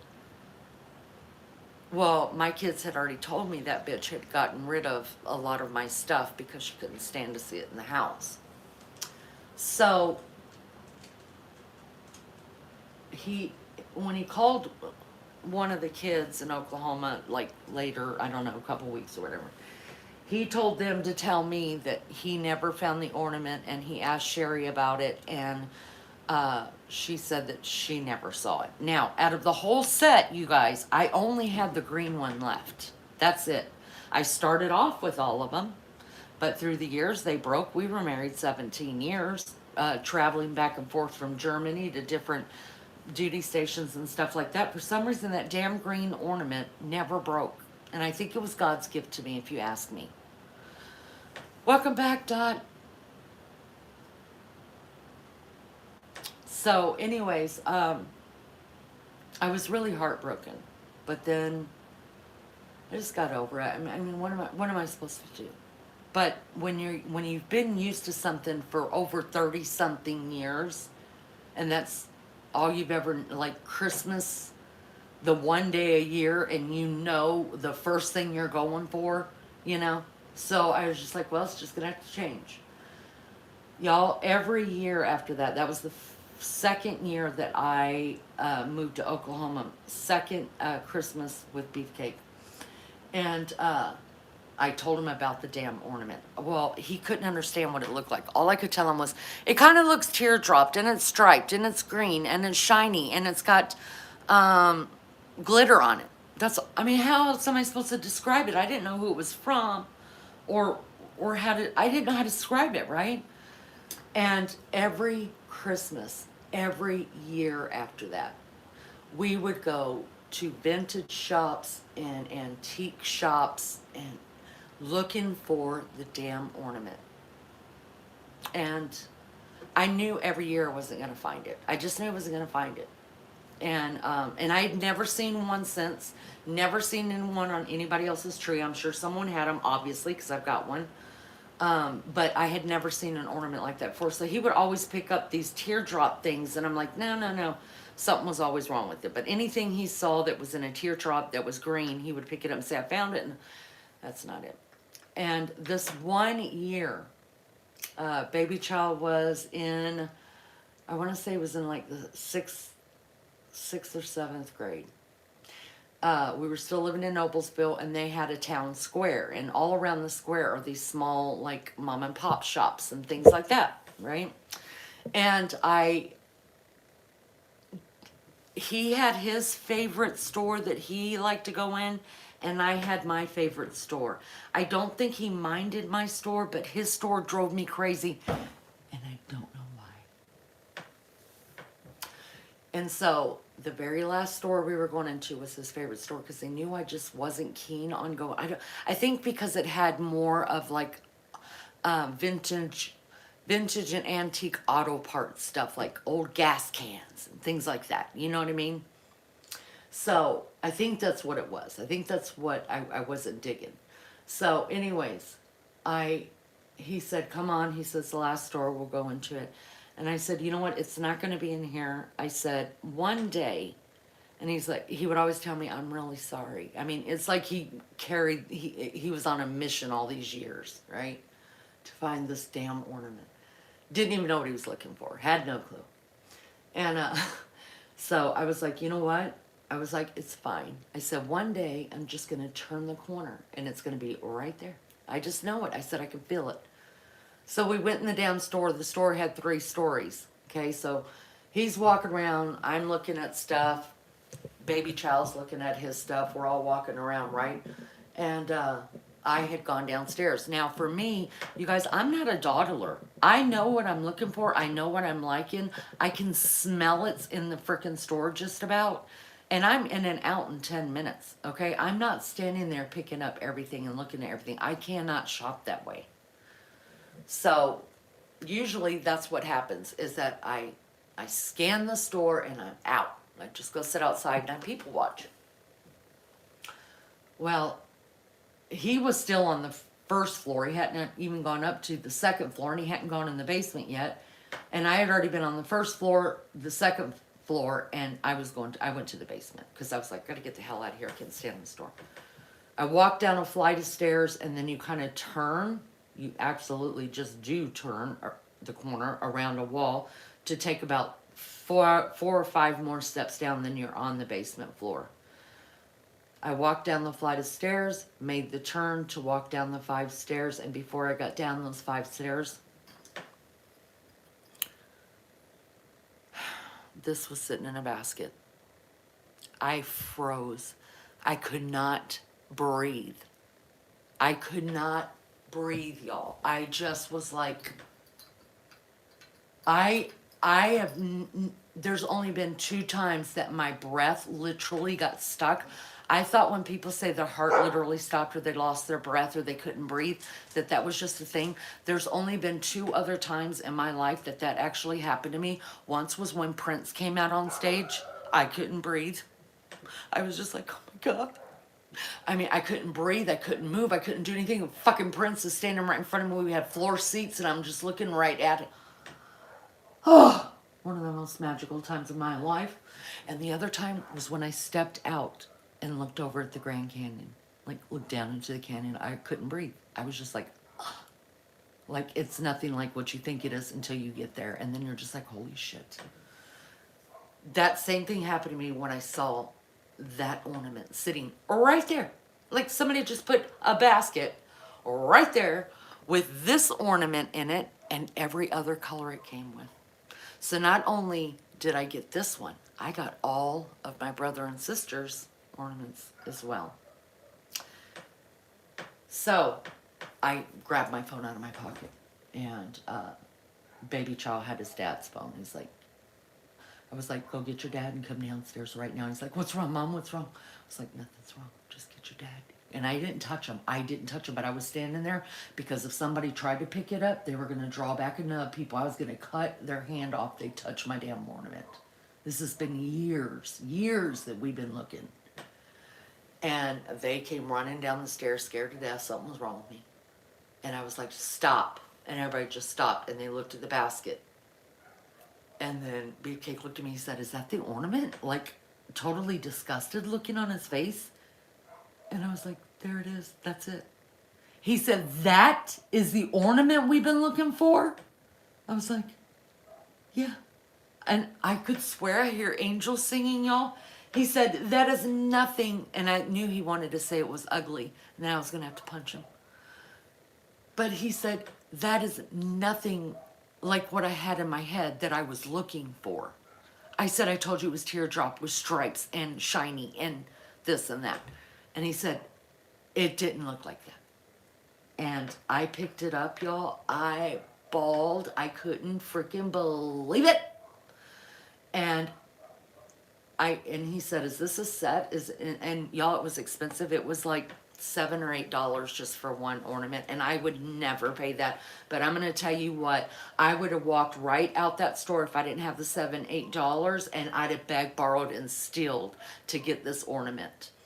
And I said, yeah, I said, this color right here is the one my sis Dawn would put on. This is the color Deb would put on. Jimmy would put this one on, and then nobody really cared about the pink one, and anybody would put it on. And he said, get them all. And I was like, they're like $8. And he's like, get them all. And I did. And I was, you guys, that was the best Christmas ever. I went home and I took them out of that bag and I put this, of course my tree was already decorated, but I put this green ornament front and center just like I always did. And ever since then, it's been on my tree. But I have to tell you, so I called all my kids. I told them, I was like, guys, I found it. You guys got to come over, because my older kids weren't living with us at the time. I said, you got to come over. You got to see what I've been talking about all these years.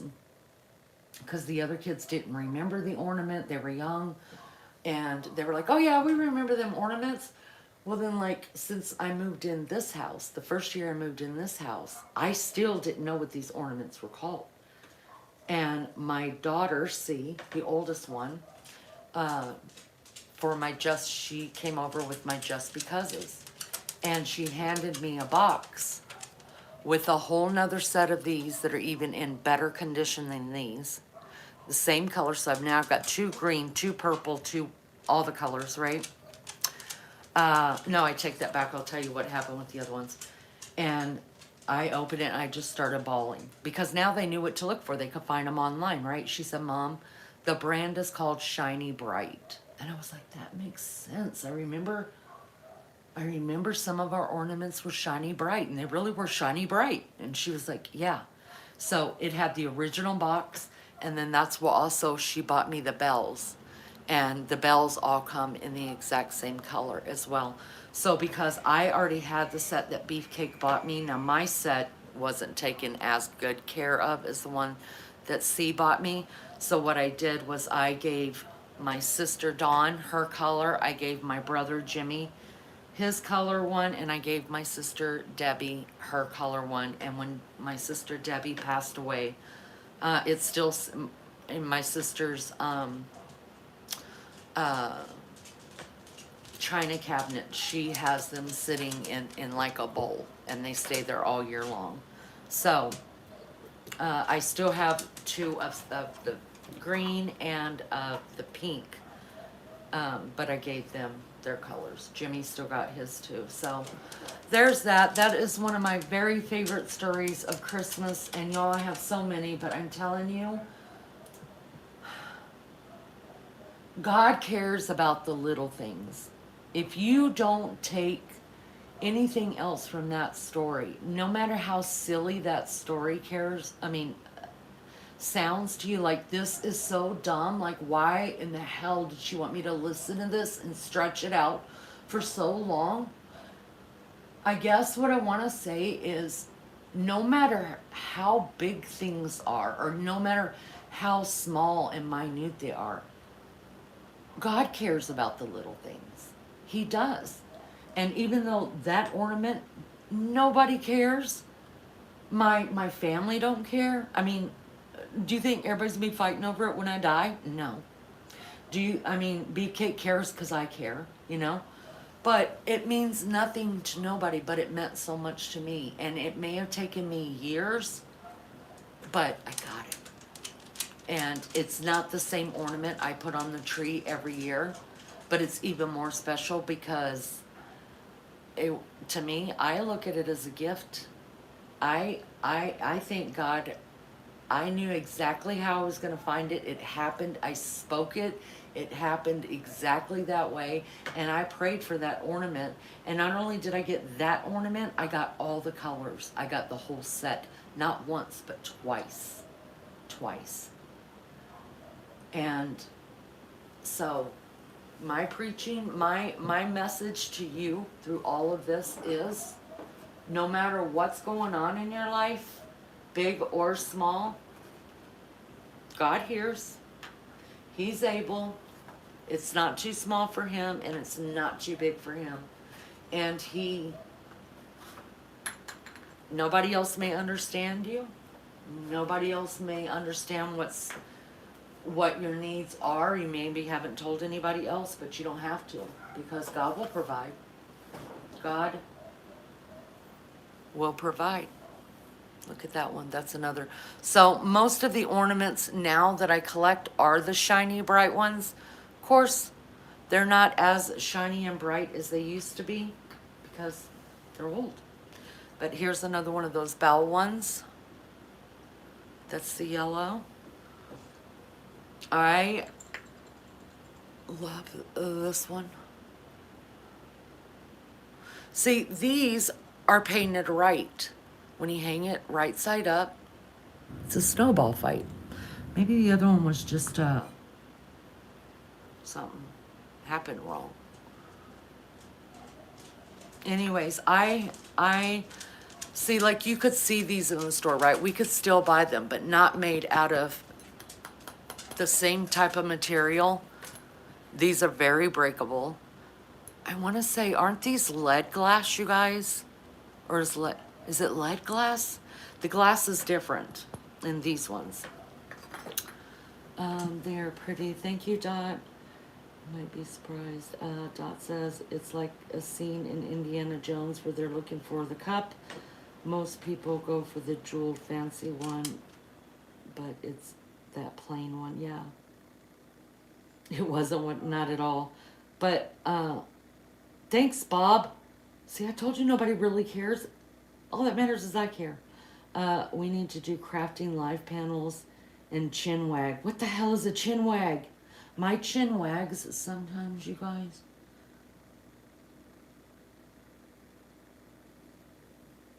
Chin wag up, like I'm filling up my chin right now to see if I can feel my double chin. About all this stuff like book club and arts and crafts. I would love it.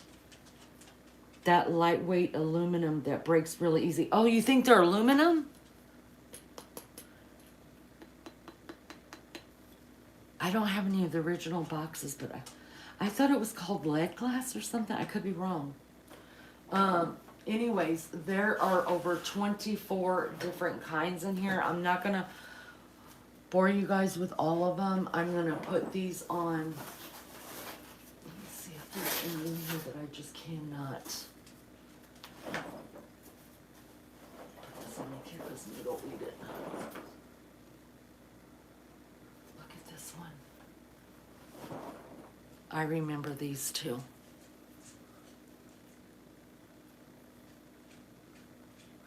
Tasha, I think that would be Miss Barbara. You didn't read your chat. I didn't see it. I was looking at the stuff. So sorry. Tashi, I think we should get together and then all of us go live together. It would be really fun. Let me scroll up. Please don't let me mess this up.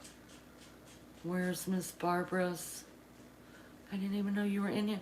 Was it before Lord Dandy or after Lord Dandy?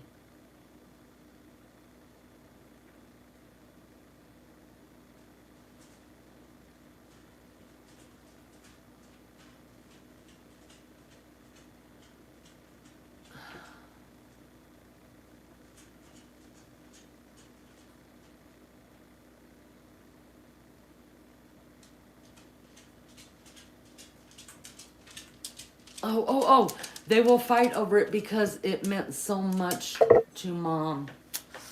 I don't know, Miss Barbara. Because there's a couple things that I do have that are ugly as sin. And I'm like, I'm leaving this to you, I'm leaving that to them. And they're doing a lotto on it. They're just like, no, you're going to take it. No, you're going to take it. But I do know that when your mom or someone you're close to passes, then all of a sudden the things that you didn't give a damn about, all of a sudden you're just like, oh, Mom loved that, I'll take it. You know what I mean? Yeah, so they might. They might. I'm so sorry. I didn't see it, Miss Barbara. How are you feeling, Miss Barbara? Did you get my messages, Miss Barbara? I sent you messages. You guys, I love this one too. I remember my mom doing some of these. It always reminded me of watermelon. See I don't know if you could tell the color in it, but it's like pink and green. And I don't know, but I remember these colors. My mom had them, and they were so bright, and it reminded me of watermelon. But look how beautiful that is. All of these, you guys, I didn't pay one by one for them. I got them at the auction. Except for the paper mache ones like this. Beefcake did buy these one, actually the year my mom passed was the first year these paper mache ones were on my tree, and they were from a what do you call it, an antique store that was closing down, so they had everything like marked off, and so all that stuff went on my tree. Not too bad today, Toshi, thanks for asking. They're glass. Oh, okay. Oh, my tree has the minty green on it this year. Oh, I want to see it. This is I just showed this to you, but I do love this color with the gold. I think it is so beautiful. And the gold is the sparkly, and the green is just painted on there. I think it's so pretty. Let me see. I have so many, you guys. So many all different ones. I do need to switch out. I probably need to, instead of using jute, I need to use ribbon. I need to put ribbon on them. Doesn't that look fuzzy? That is pretty. I like that. Last year we did use these. I think some of y'all were in my live when I was, because I had just gotten them last year. Do you remember this color? Here's another one that reminds me if it had green with it, but I couldn't understand why. I remember being little and pink was the new thing on the trees, and I couldn't understand why people were using pink, but now it's a thing. Isn't that gorgeous?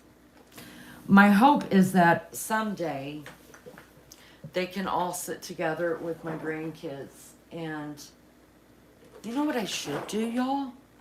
Oh my God, I just thought of it. Maybe, okay, so right now we've got 10 grandkids, and let's see, we have Emmett, Tucker, Woodson. I think those are there's 7 girls and 3 boys. You know what I should do? I should make up every year that one of them gets married, I should make a box of ornaments. Huh! That's a great idea, you guys. And give it to them for a wedding present, but not like in front of everybody, so that people don't have to know how crazy their grandmother is. But that's a good idea. My daughter, I wish I could show you guys pictures, and I could show y'all that are in my Discord. My daughter had a Christmas wedding. She got married on 12/11/10. And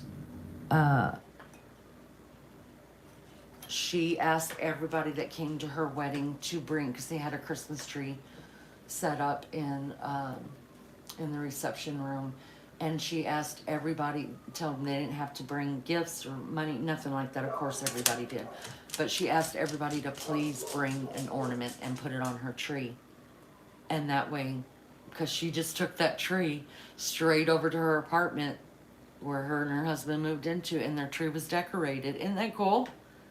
And then she ended up, because they lived in an apartment where the only storage they had was like a balcony closet, and they had all of their Christmas stuff in a box, and they put it in there. Oh, I wish I'd have known she was doing that, because I would have just taken it home. But a lot of them got messed up because they weren't just ornaments like this. They were handmade ornaments and clay ornaments, you know. So the ones that were kind of glass, those were saved, but all the really nice ones that, you know, you would really love because someone made it for you, all those got ruined. Miss Barbara got her hair colored, hadn't had it done since June. Had looked like hell. I don't think you looked like hell. I just don't. What color did you color? I want to know. And the dogs don't get after them. No.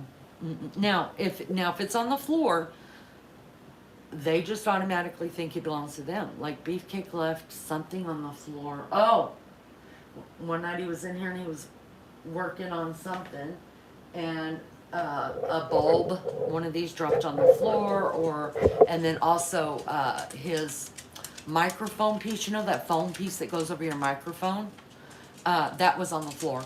Newt came in here and got one. I watched him. Little girl got the other one. They walked right on in there into our living room, and I followed him in there, and I told him both that was mine. And Newt, Anichka doesn't do it. Newt's been the only dog that I've ever seen do it, but he'll squint his eyes when you tell him that's mine and he's got to give it back. He squints his eyes like, please, please don't make me do it. But he gives it back. And I brought him in here to Beefcake. He's like, where'd they get those? I was like, if you put something on the floor, they think it's theirs. And I'm not fussing at them for that, because you could have reached down and picked that up. Now, if they take something, they never take it. They're not counter surfers. They've never taken anything off my counters, never anything off the table. You could leave a plate of food, at least with Newt, sitting on the couch. And with Cheyenne, she was like this too. You could leave it sit on the couch and tell them it's mine and go pee, and they would not touch. Little girl would be eating the crap out of it. She'd be like, come on, Newt. But Newt will not touch it if you tell him it's his. And anything that's on the tree, they never take it off, no. But if it's on the floor, if it drops on the floor, you know how the tree starts to die and everything starts falling in the tree and off the tree, then yeah, it's his. And I don't ever fuss at him for it, because that's my fault.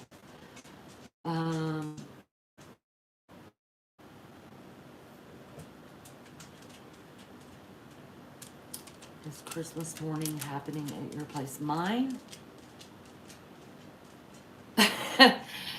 No, not anymore. We quit doing that the year baby Chow was in 11th grade, because, you know, I had 8 grandkids. And first I felt bad because they would open Christmas at their house. Then everybody had to hurry up, jump in their cars, get to my house. I always cooked a big Christmas breakfast. We'd all open gifts together. Then everybody would hurry up and leave, because most of them have in-laws. They had to get to their houses. And then everybody would go home. The kids would play with the toys. Parents would get some sleep maybe. And then they'd get back in the car and then be at my sister's house for dinner. It was a lot. And I was thinking, the year that I stopped it, I was thinking, you know what, if my mom did this to me, I would be like, no, no, that's not what Christmas is about. We could do it earlier in December, and I'll spend Christmas, but on Christmas morning, I'm spending it at home, because it's not fair for my kids to open presents and say, oh, we got to go to Mammy's. You know what I mean? So I stopped it, and my kids were so good. Nobody ever complained about coming to my house. In fact, they absolutely loved it, but they knew I was right about the grandkids. And so they were grateful for it, but you know who got upset? And it I was shocked. It was baby chow. The next year, when they didn't come over after he opened his gifts, he's like, "Where's my brothers and sisters?" And I was like, "Oh, they're not coming this year." And he's like, "What do you mean they're not coming this year? We always get together Christmas morning." And I was like, "Well, you know, they all have kids. It's cold. Kids want to play with their toys." And he was like, "Wow." He said, "I wish you would have told me that was ending." And I was like, I didn't think he cared. But he did. Little girl. She wants me to play with her. Christmas is your favorite time of year. I always get the same color, auburn, with a little bit of white across the front. Oh, I think it's beautiful. My mama's hair was always auburn too, so I'm not surprised. That's what she always colored her hair auburn. Always. But she had a natural red to her hair, and you used to too, right? Right, Miss Barbie, your hair used to be a natural reddish color. And Mom's was too.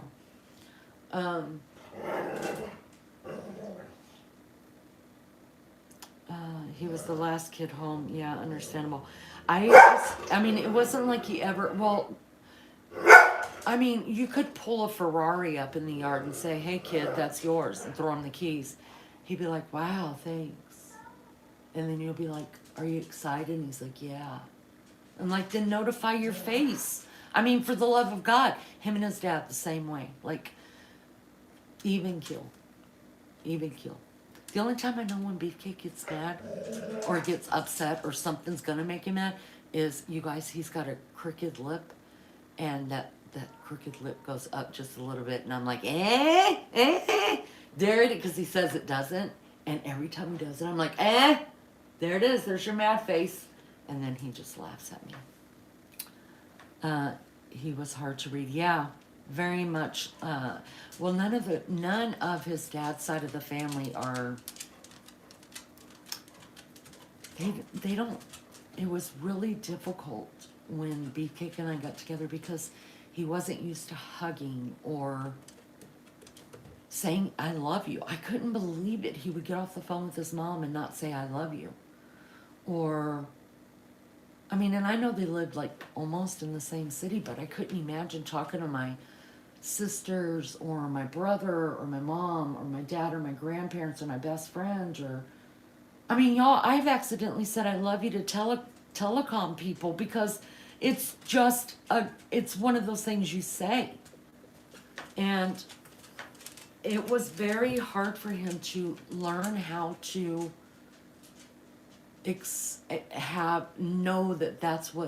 know that you can't just know someone loves you, and that person isn't gonna just know you love them without you showing it.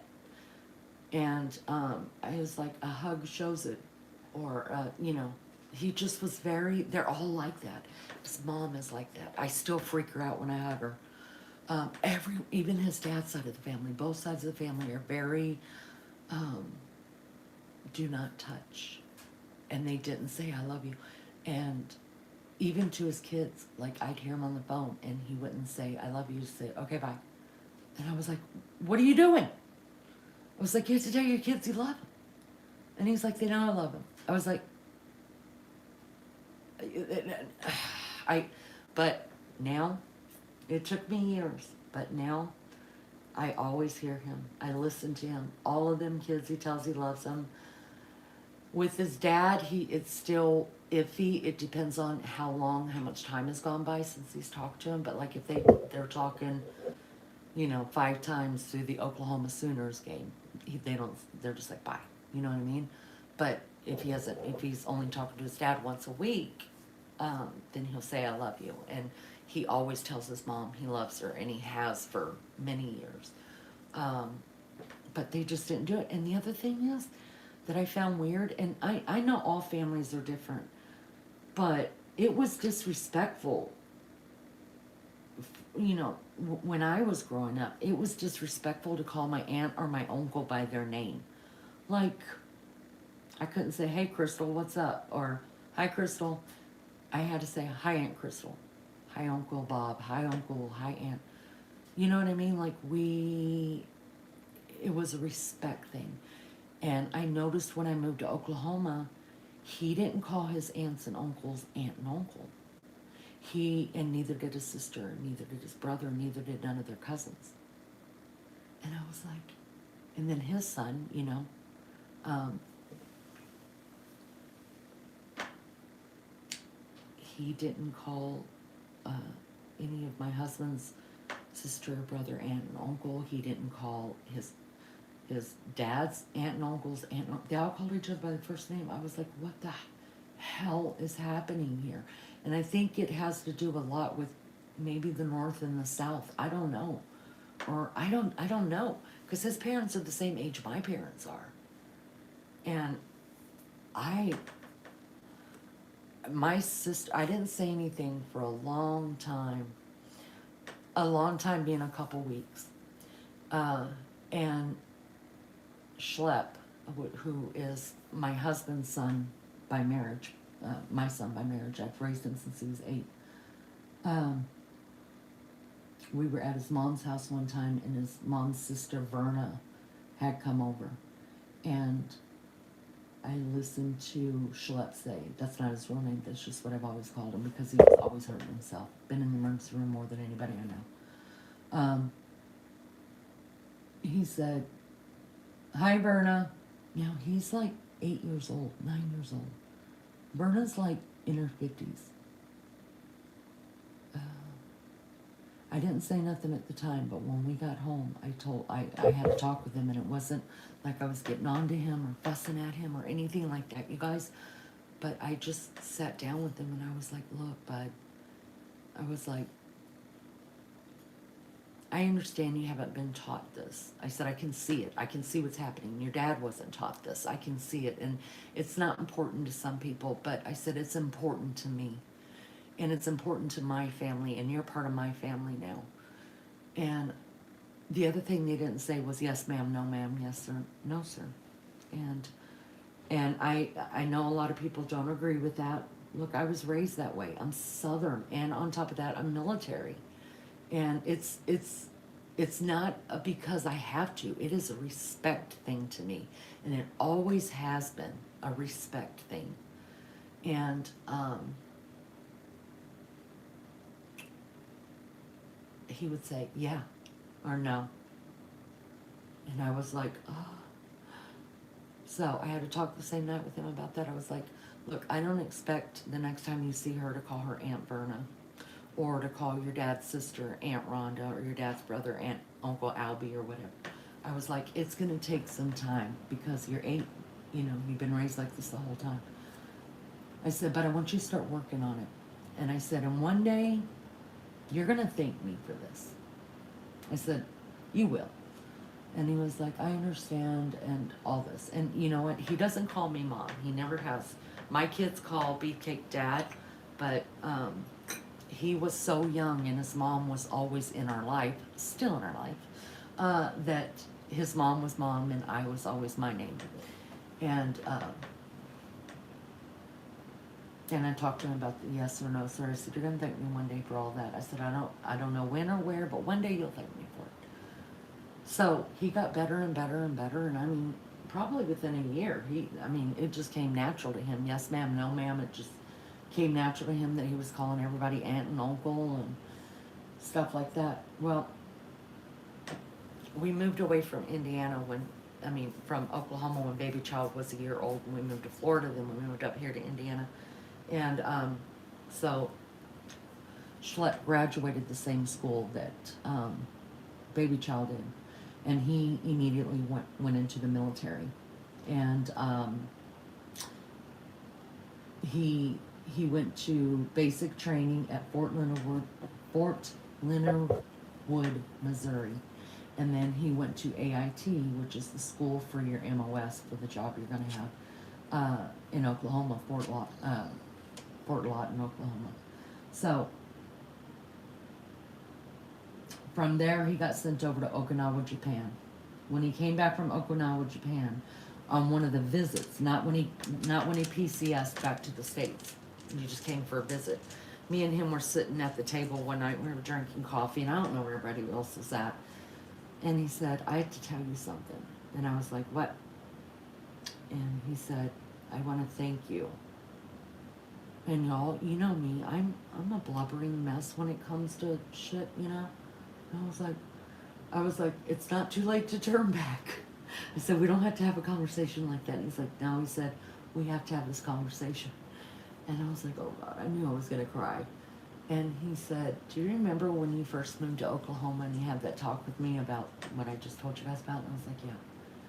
And I was like, you probably hated me. He's like, no, I didn't hate you. He said, but it was very foreign. He said, I just remember thinking, what's wrong with me and my dad? Which sounds about right. And he said, do you know, he said, I have been in many different states because of you and Dad. He said, and I learned how to say, yes ma'am, no ma'am, but not because you made me say it, but because you told me that one day I would thank you for it and that people would respect me. And I was like, yeah. And he said, I want you to know that he said, even the officers in Okinawa ask me every time, boy, where are you from? And he says, I tell him from Oklahoma. He's like, your mom and daddy raised you right. You very respectful. And he said, you don't know how many times I've been told that I'm very respectful just because the words that come out of my mouth.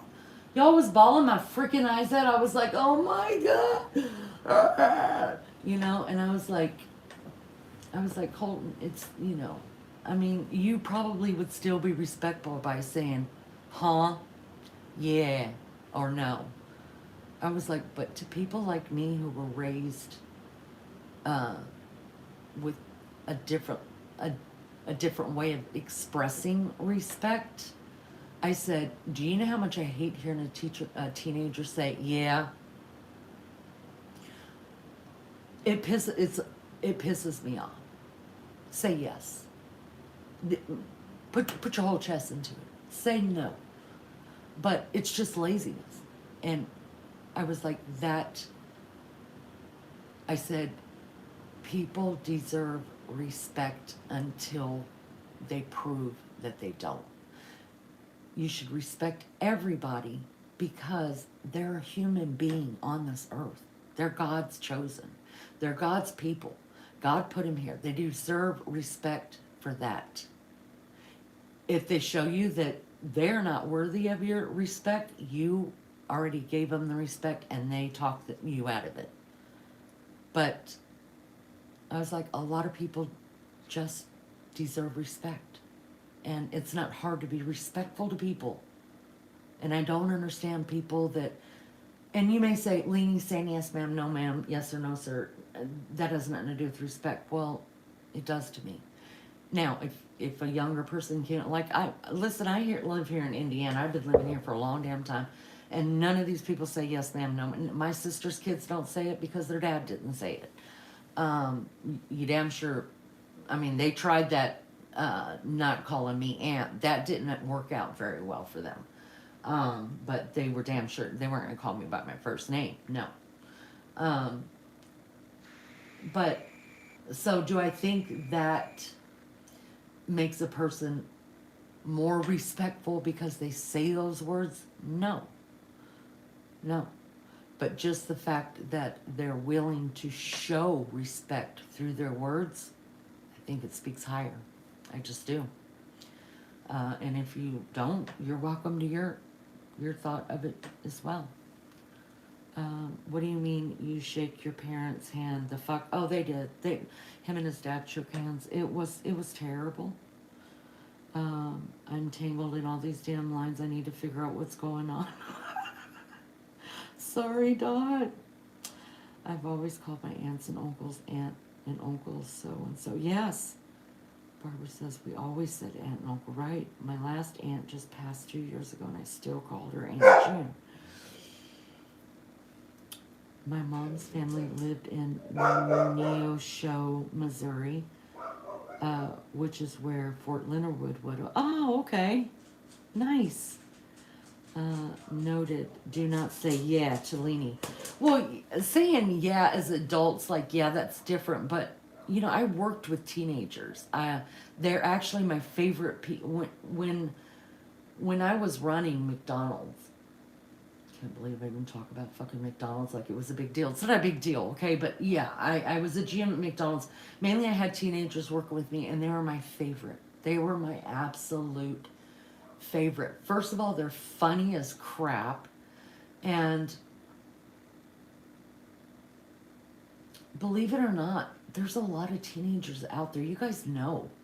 They're so lost. And not lost in the way that every teenager should be. You know, you don't have to have it figured out, you know. You just don't. Most people don't have it figured out by the time they get out of high school. Most people don't have it figured out till they're over 25, you know. And that's fine. But I'm talking about lost with, like, love, like knowing what real love is, and knowing acceptance, and knowing how to talk to people, and that you don't have to be liked by everybody, and you don't have to conform, you know what I mean? And every minute that I was a GM, I hated it. Every minute. There were long hours, tough hours. The only reason I loved my job was the teenagers. And it's because I just felt like they needed me more than I needed them to run a damn restaurant. They just, there were so many that came to me. Of course, the snooty, bratty kids didn't come in there. You know, their mom and daddy's giving them money. These are kids that were living in lower income housing. And these are kids that, you know, are probably latchkey kids and things like that. You know what I mean? So they didn't have a grown-up telling them, wow, he did a great job. And some of them didn't have a grown-up saying, how's school going? What's going on there? You know? Or even kindness, like some of them, I would do the schedule 2 weeks out, and something would come up, and they'd be like, look, you know, I know I'm scheduled, but I really, really, really want to go to this party. And I'm like, it's fine, go to the party. And you don't know how many times I worked so a teenager didn't have to work, you know what I mean? And I would give them a different hours so they can make up hours. And I think that's why I still to this day, if I could hang out with teenagers, I would. Because they don't hear, a lot of what they hear is so negative. Even those snooty little brats, it's all negative. It's all money, money, money. It's not, no, go and earn this. And you'll feel better about yourself, and I'll feel a lot better, and you're going to be happier. You know what I mean? There's so much, and we just push them off as bratty little punks, you know? And they can be. God, for the love of God. They can be, but that doesn't mean that's who they want to be. That's how they've learned to be. And man, I love me some teenagers, and I love the elderly. I could sit there and listen to the elderly tell me stories all day long, and then come back tomorrow for them to tell me the same damn stories. Y'all, I have laughed so much. Elderly people make me laugh. Seriously laugh. Because their stories are so damn funny. They don't think it's funny at all, but I'm cracking up. But anyways, again, I mean, you know.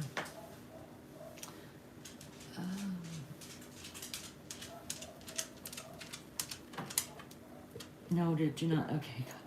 I love yes or no, sir. It absolutely shows respect. Yes. That's supposed to be normal, not a wink. I don't have anything figured out. I doubt ever. Well, you know, I think the older we get, we realize. I think for the most part, like I've got a strong head on my shoulders. I gotta go get. Do y'all hear Nietzsche? I'll be RB. Do y'all hear her at 6 o'clock in the morning? South of barking. Hold on. Neighbors are gonna come. I won't be answering the door. Make Beefcake go in there and answer. Oh, my back. I sat there too long, y'all. That hurts.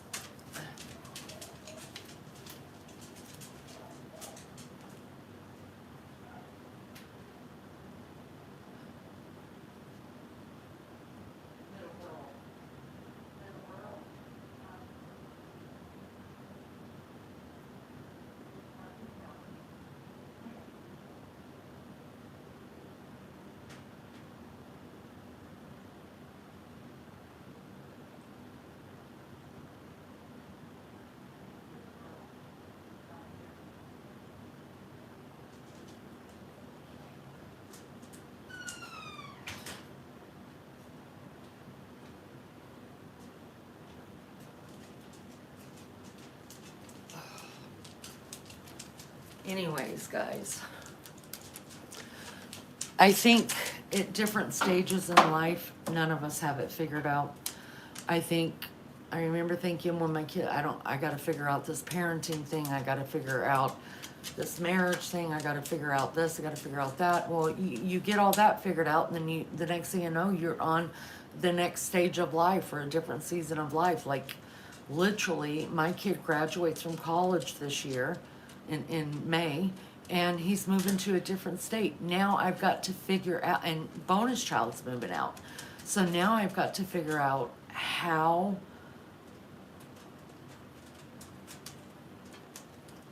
do I not go from being like a part-time mom, you know, and how am I supposed to work this with him not being in the same state I'm in? I don't know how that's supposed to work, and I'm scared. So I think we figure it out. It may feel like we don't figure it out. We either figure it out or we adjust. I think we adjust. Yeah, I love the elderly. That was my best job ever, caring for them, laughing with them, dancing, singing, and crying with them, sharing their wisdom. It was great. Man, I loved it too, Lizzo. I I loved that job. I couldn't stand my dumbass boss. I couldn't stand that bitch. And every time I could cut her down, let's just say I could never work for a place that has an HR, and I never have, because I always do. I always have always gone over and beyond what was ever expected of me at a job. But if I can't respect you as my boss, I got nothing for you. I got nothing, and I'm gonna be I'm gonna, it's just better you stay in your office and don't come to me, because I'm not even gonna fake it. I'm not. And she was literally she is the worst narcissist. That's when I found out what a narcissist really was. That's the first interaction I had with a total narcissist. I found out what a narcissist was when somebody called me one, and then I had to ask around if I was a narcissist, and I had to read up on it. I just didn't know the word. So whenever I was working for her, which hasn't, when I moved into this house, I quit working for her, and I worked for her for 8 years. No, I'm sorry, 6 years. There was just something wrong with her, but I didn't know the word narcissist. So anyways, now I know. Anybody that talks about themselves in the third person constantly, get away from them. I mean, sometimes I'll say, Blondie, just not doing that. But I'm talking about literally, like, Vicky walks up to me and says, Vicky says we're supposed to have a meeting at 5 o'clock. Vicky would hope you would show up. And I'm like,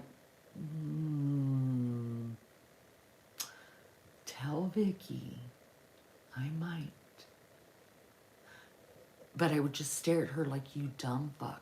I mean, I just put my head over on the side, squint my eyes, and But here's what I came to know about her, and it was after I left, and I, of course, dissected it in my brain, was that I think the reason why she was like that a lot is insecurity. And I think that's why she talked a lot in the third person. But I would call her on every bit of her shit at all times because I thought she was a piece of shit. And there's no way she should have been a director. I don't know who gave her that job and that title. That bit, no, I got nothing. But anyways, I loved my job, and it is the truth. Most people quit their boss. They don't quit their job because I would have driven. In fact, she lives here in this fucking town, and I haven't seen her. You know what she told me? She was like, so now that you're quitting, I'm probably never going to see you again, right? I was like, right. She was like, well, you're moving to my town. I was like, never going into your town. Don't like that town. I'm just moving out there to be next to my baby. And she was like, we've worked together for 6 years. I'm really going to miss you. I was like, hey, you're going to be okay. I just couldn't say nothing nice to her. I just sarcastic the whole time. And I just was like, you know, you're a piece of shit. You need to retire because you're hateful. But anyways, that's that.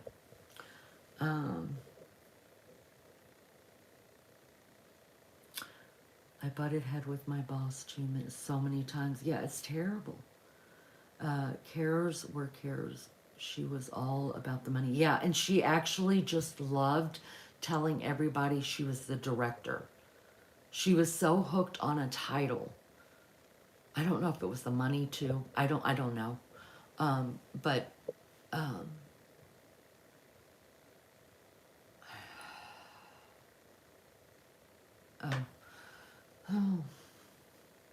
I'm just glad I'm not there no more. But I loved my job. I loved those people. I worked with my daughter, and it was, oh my God, it was so much fun. It was so much fun every day with them people. And listen, we had a freaking party every time. You know what she would do? So my daughter says it was, and I don't want to toot my own horn over this. So if I did, I would toot, but I'm not tooting, okay? But my daughter said the reason why she didn't call me, because listen, I was not appropriate. I can tell you, I mean, we were eating Play-Doh. We ate Play-Doh. They cussed at me, I cussed at them. I treated them like adults. That's what I did. I didn't treat them like children. And, some of it was fucking, and I probably laughed entirely too much, but, my daughter said, Mom, you understand the reason why you're not fired from this job is because she's scared of you. And I was like, well, I can't help that. I've never threatened her. I just tell her she's a dumbass and I walk away because she is. But y'all, she would call me. I'm a freaking nobody. My daughter was second in charge there. I was the low on the totem pole. Probably the lowest person that worked there, right? Making the least amount of money. She would call me and say, call me by name. And she would say, because she lived way out here, which is 45 minutes away from where we used to work, and that's if the weather was good. And she's like, how's the weather? And I'd be like, oh, it's terrible. It's terrible. The roads were terrible because I had to drive like 20 minutes to work, right? I was like, don't even come in. I don't want you on. Y'all, I played that card like I cared when it worked out for me. And I think she knew it too because it worked out for her too. But I would be like, I don't even want you on that road. You have a long way to drive and the roads are icy. Just stay home. We're going to be fine. She's like, I feel so guilty. I knew the bitch didn't feel guilty. None of us feel guilty for not going to work. I feel so guilty. You guys were all there and I'm not. I'm like, look, don't feel guilty, girl. We got this. We don't want you on there. And she's like, thank you so much for understanding. I guess I'll just work from home today. Okay.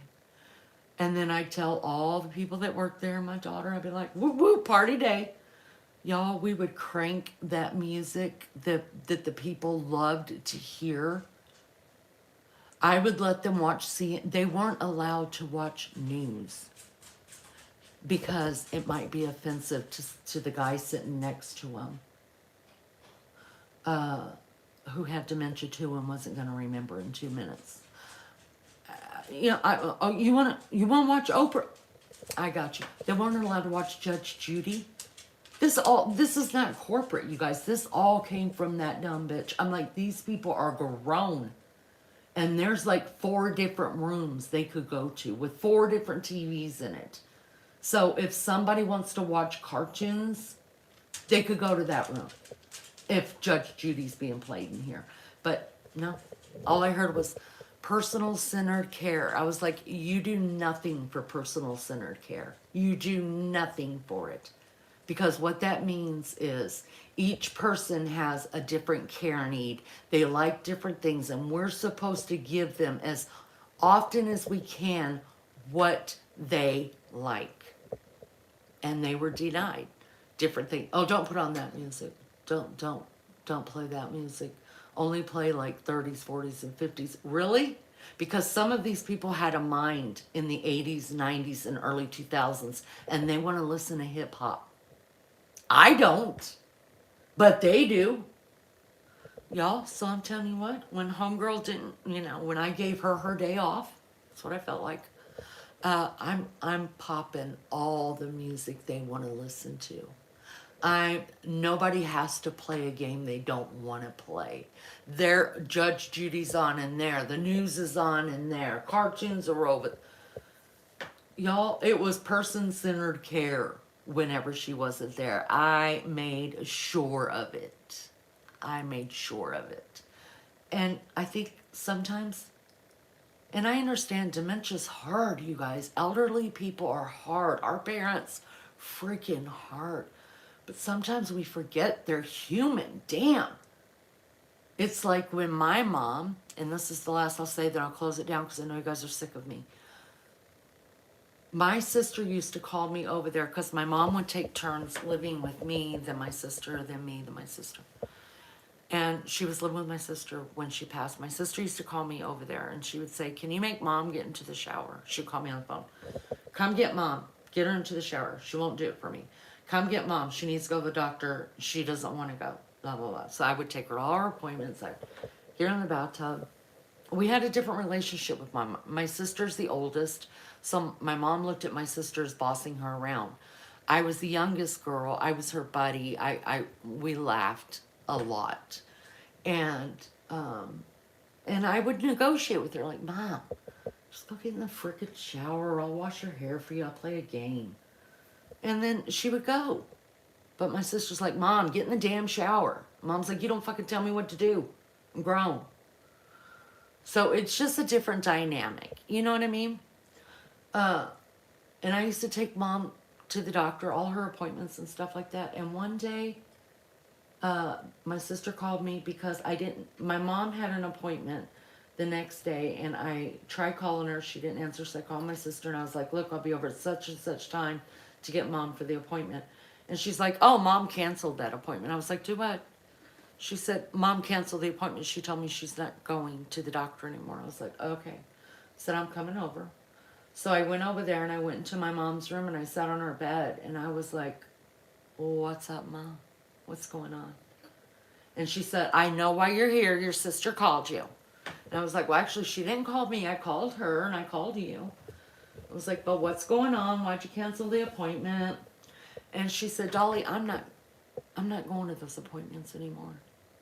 Y'all, my mom was 72 years old. And she said, I'm not going anymore. Every time I go, I have to put a bra on. That hurts. I was like, Mom, you don't have to wear a bra. She's like, yeah, I do. She said, it's, and I understand her. My mom was big-breasted too. I was like, okay, maybe I can, we'll figure something out about that. Maybe put a blanket over you or something. And then she said, and every time I go, they hurt me because they look at the arthritis in my hands. And my mother's hands were so withered and crooked that she couldn't hardly hold a spoon or fork anymore. And she said, I'm tired of being hurt. I hurt enough. Why should I go to a doctor that's going to hurt me? Knowing it's going to hurt me, but they're checking me. And she said, they got me on all this medication, all these pills. I'm taking everything. I'm doing it. She said, I'm not doing it anymore. She didn't tell me she was getting off the medication, or else we probably would have had a talk. And I was like, Mom, you don't have to go to the doctor no more. Like, girl, you don't want to go to the doctor? We're not going to the doctor. We're done with doctors. And she cried, I cried, and I apologized to her. I was like, Mom, I said, it's the circle of life. You took care of me. There was a lot of times I don't want to go to the doctor, but damn it, you made me go. I was like, it's the circle of life. You get old, we take care of you, and you don't want to go to the doctor, but we make you go. I said, but there comes a time and a place where you're allowed to speak for yourself. There's nothing wrong with your brain. I was like, now, if you had something wrong with your brain, I would tell you, suck it up. We're going to the doctor.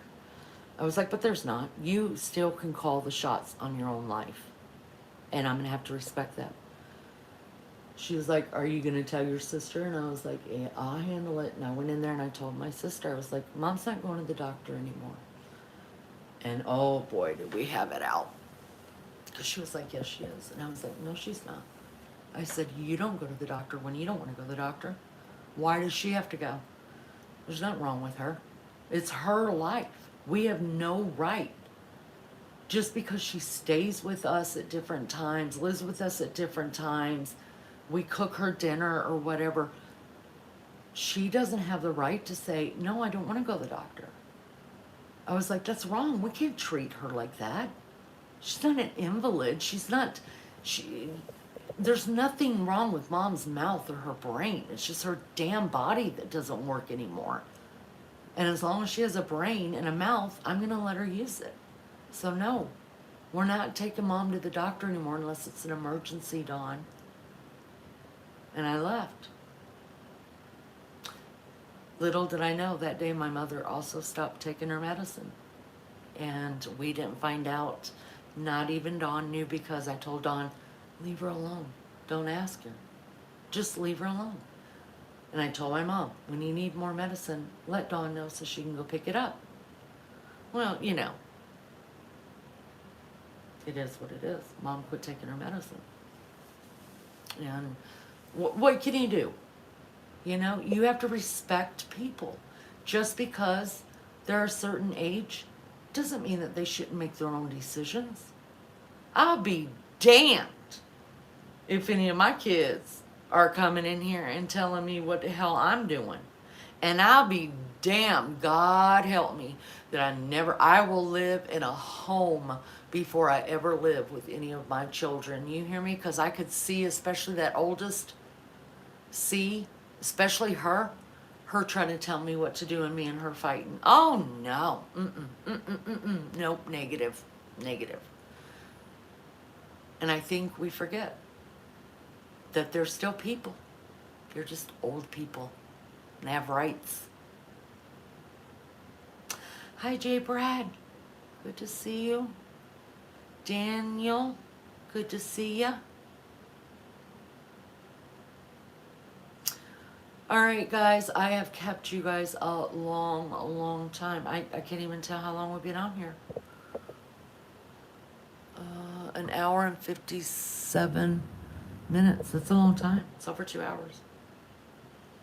So I'm going to let you go. Thank you guys for listening. Thank you for being here. Thank you for letting me talk at first. I needed someone to talk to, and I appreciate you guys listening. Thank you for being there for me.